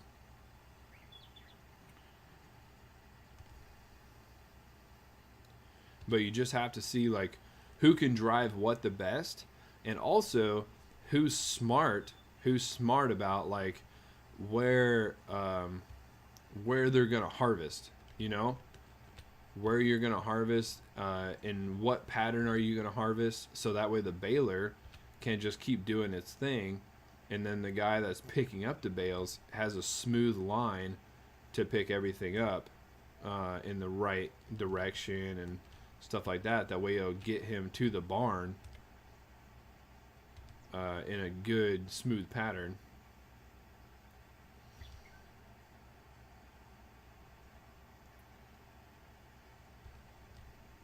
Oh no. Oh no. You're not blocked. Get over it. I'm going to go right behind him. I'm going to grab a little bit of this. I'm at 99%. I need some more. I just need a little bit more. Exactly. Keep the balls on the outside. Get the bales, yeah. Well, the bales just need to be, and I've seen one way that one team does it, is that the bales go 2 at a time. So when they're harvesting them, the bales go 2 at a time, and what they do is they drop 2 of them at one time. So they stop the baler as soon as they get one full bale on the back and then one full bale ready to drop. So they stop right there, and then they drop 2 at a time. So that way the bales are in the exact same area. So all they have to do is pick up one, pick up the other. And so a lot of them do, they drop them off right next to the barn, because it's faster for the, what am I doing? Come on. Okay. It's faster for the tractor to get to the barn with the bales in the baler. You just turn the baler off and you go to the barn really fast. With the dump pipes on the correct side, yeah. Because the trailer you use is an auger wagon. So you do it that way. But a lot of them I've seen, they don't even use the auger wagons. They simply just use the combine, and they just drive the combine straight to the silo. They do it that way. But it's just one of those things where you have to watch a whole bunch of videos, figure out what are the best strategies. You know, figure out the best strategies and figure out who's really good at doing what. You know. So like, let's say Nubs is really good at the harvester, you know, or I'm really good at baling, or whatever. You just have to figure out who's good at what and who's going to be smart when we do it. I mean, you don't have to have the same people on the team the whole time, but you do have to have the team created.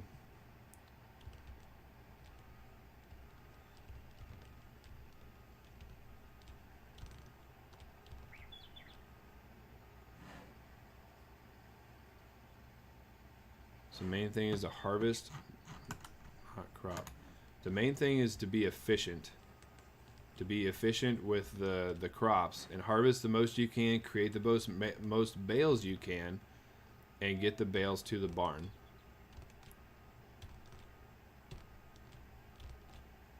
So if you're not efficient with the crop, you're not going to have very many bales, and the other team's going to beat you.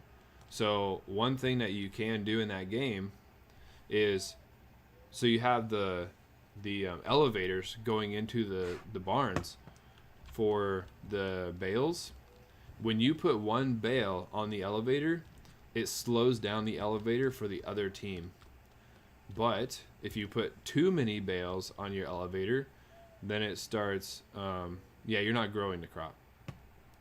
So if you put too many bales on the elevator, then your elevator starts burning up.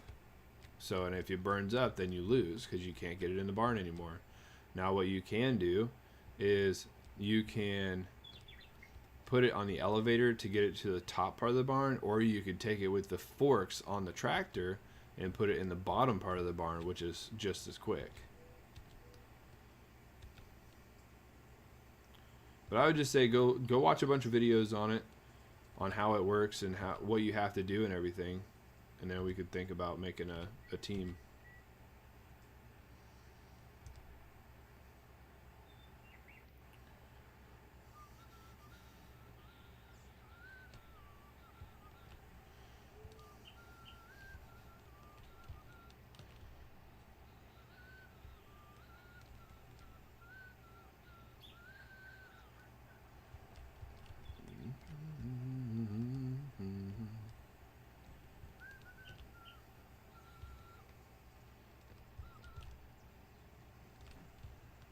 This sketchy little road. There we go.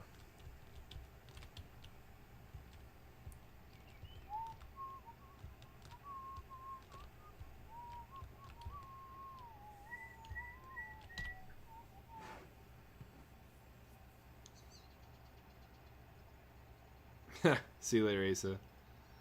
I'm gonna go to bed as soon as this field is done, so I can get more than like 3 hours of sleep this time. There we go. Take you for a ride on my big green tractor.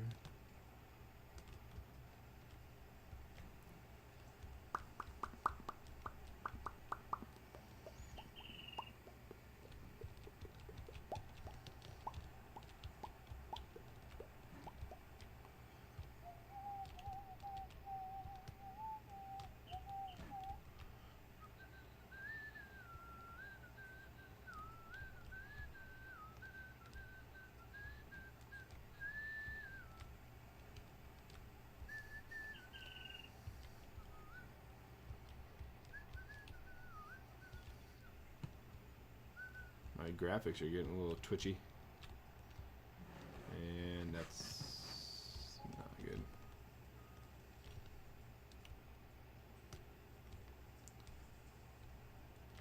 Oops.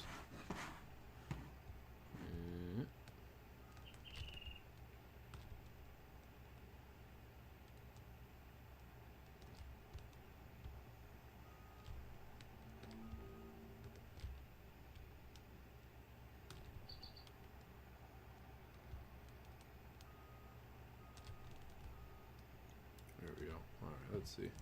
Helper A and Helper C are both blocked. I bet they're blocked by themselves. By each other. Let's go figure it out. Actually sleeping? Madness. No, I'm gonna just go to bed. I want to watch Kiddo play Call of Duty 2 when you log off. Oh, he's playing Call of Duty right now?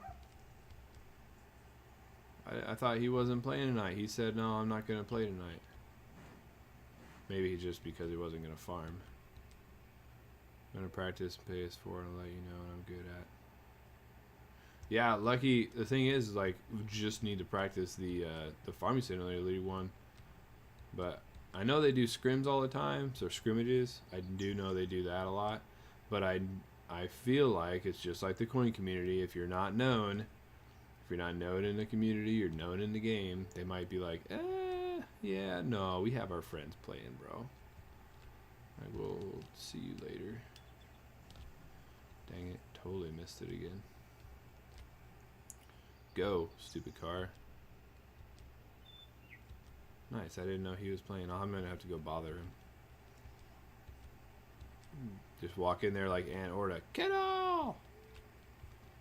I'm playing Star Wars and listening. What is there to play on Star Wars? Like racing spaceships? Look at these two jackholes. Really? You guys can't figure it out? Jeez. I gotta go figure it out for them. Seriously. Jerks. Get out of each other's way.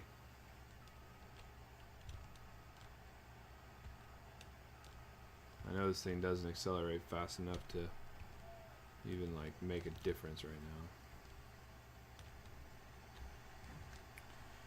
now. Down through the woods.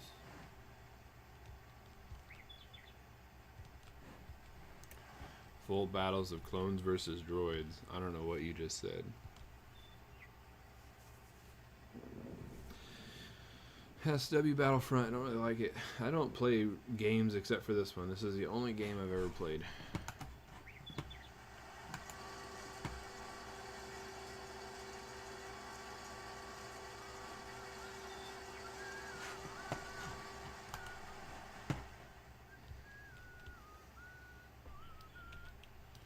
Put your little arms around me. Yeah. If about to collide, then don't. Yeah, right? If object A is in path of object C, and if space equals 0, stop, turn, left. Yeah, you'd think it'd just be that easy.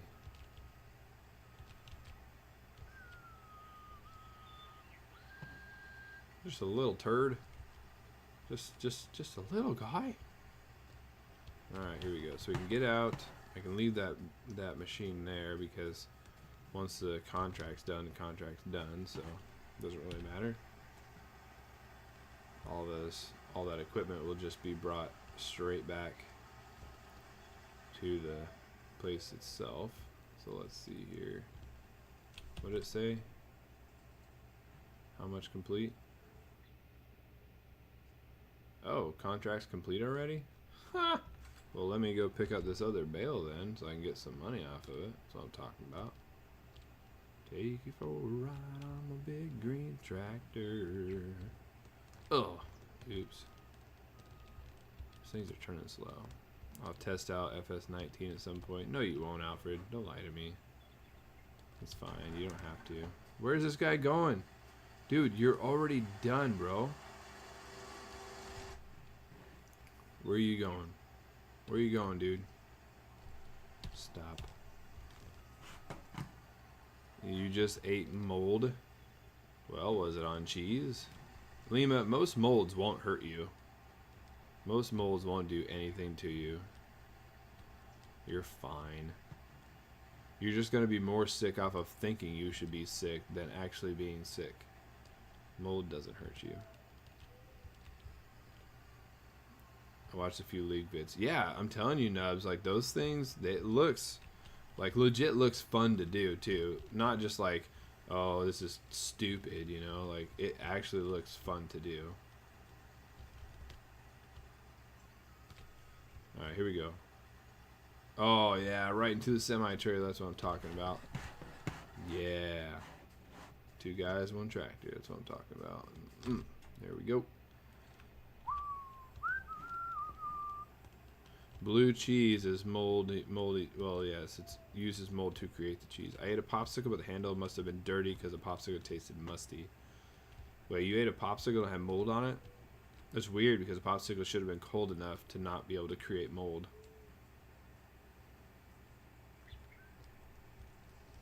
Maybe you just had a really crappy popsicle. The popsicle should have been in a freezer, which is too cold to create mold. It can create frostbite. Yeah. Alright, see you later, Nubs. But the handle should not have been able to create mold either, because it also would have been frozen with the popsicle.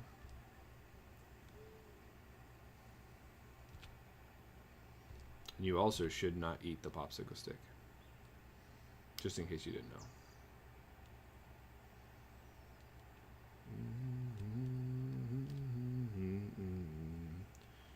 Oh yeah, yeah. All right, here we go, down the hill.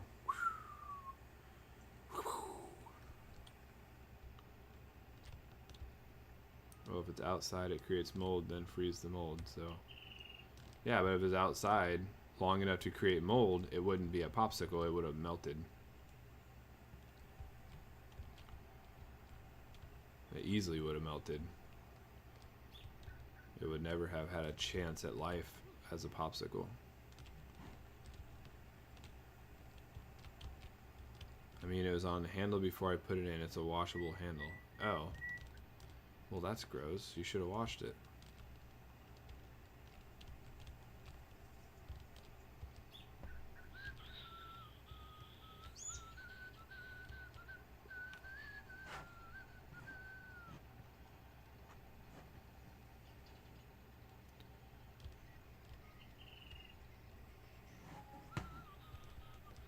$50,000 buckaroos. That's what I'm talking about. Alright, I think we're done. Let's see. What else is there I can do just really quick?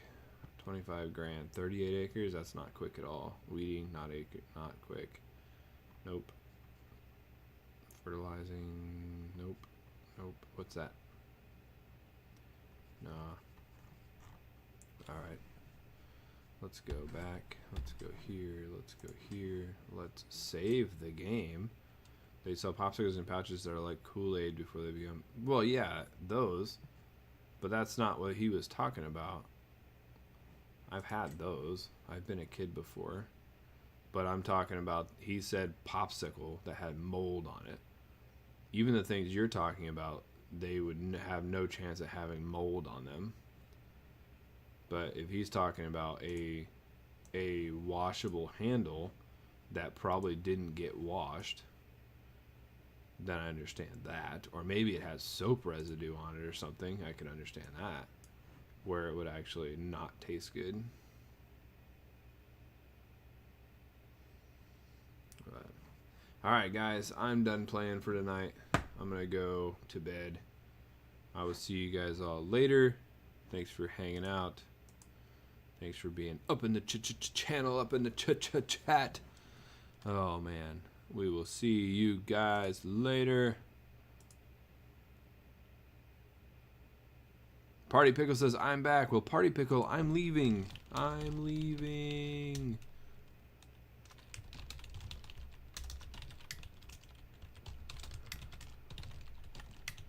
See you guys later.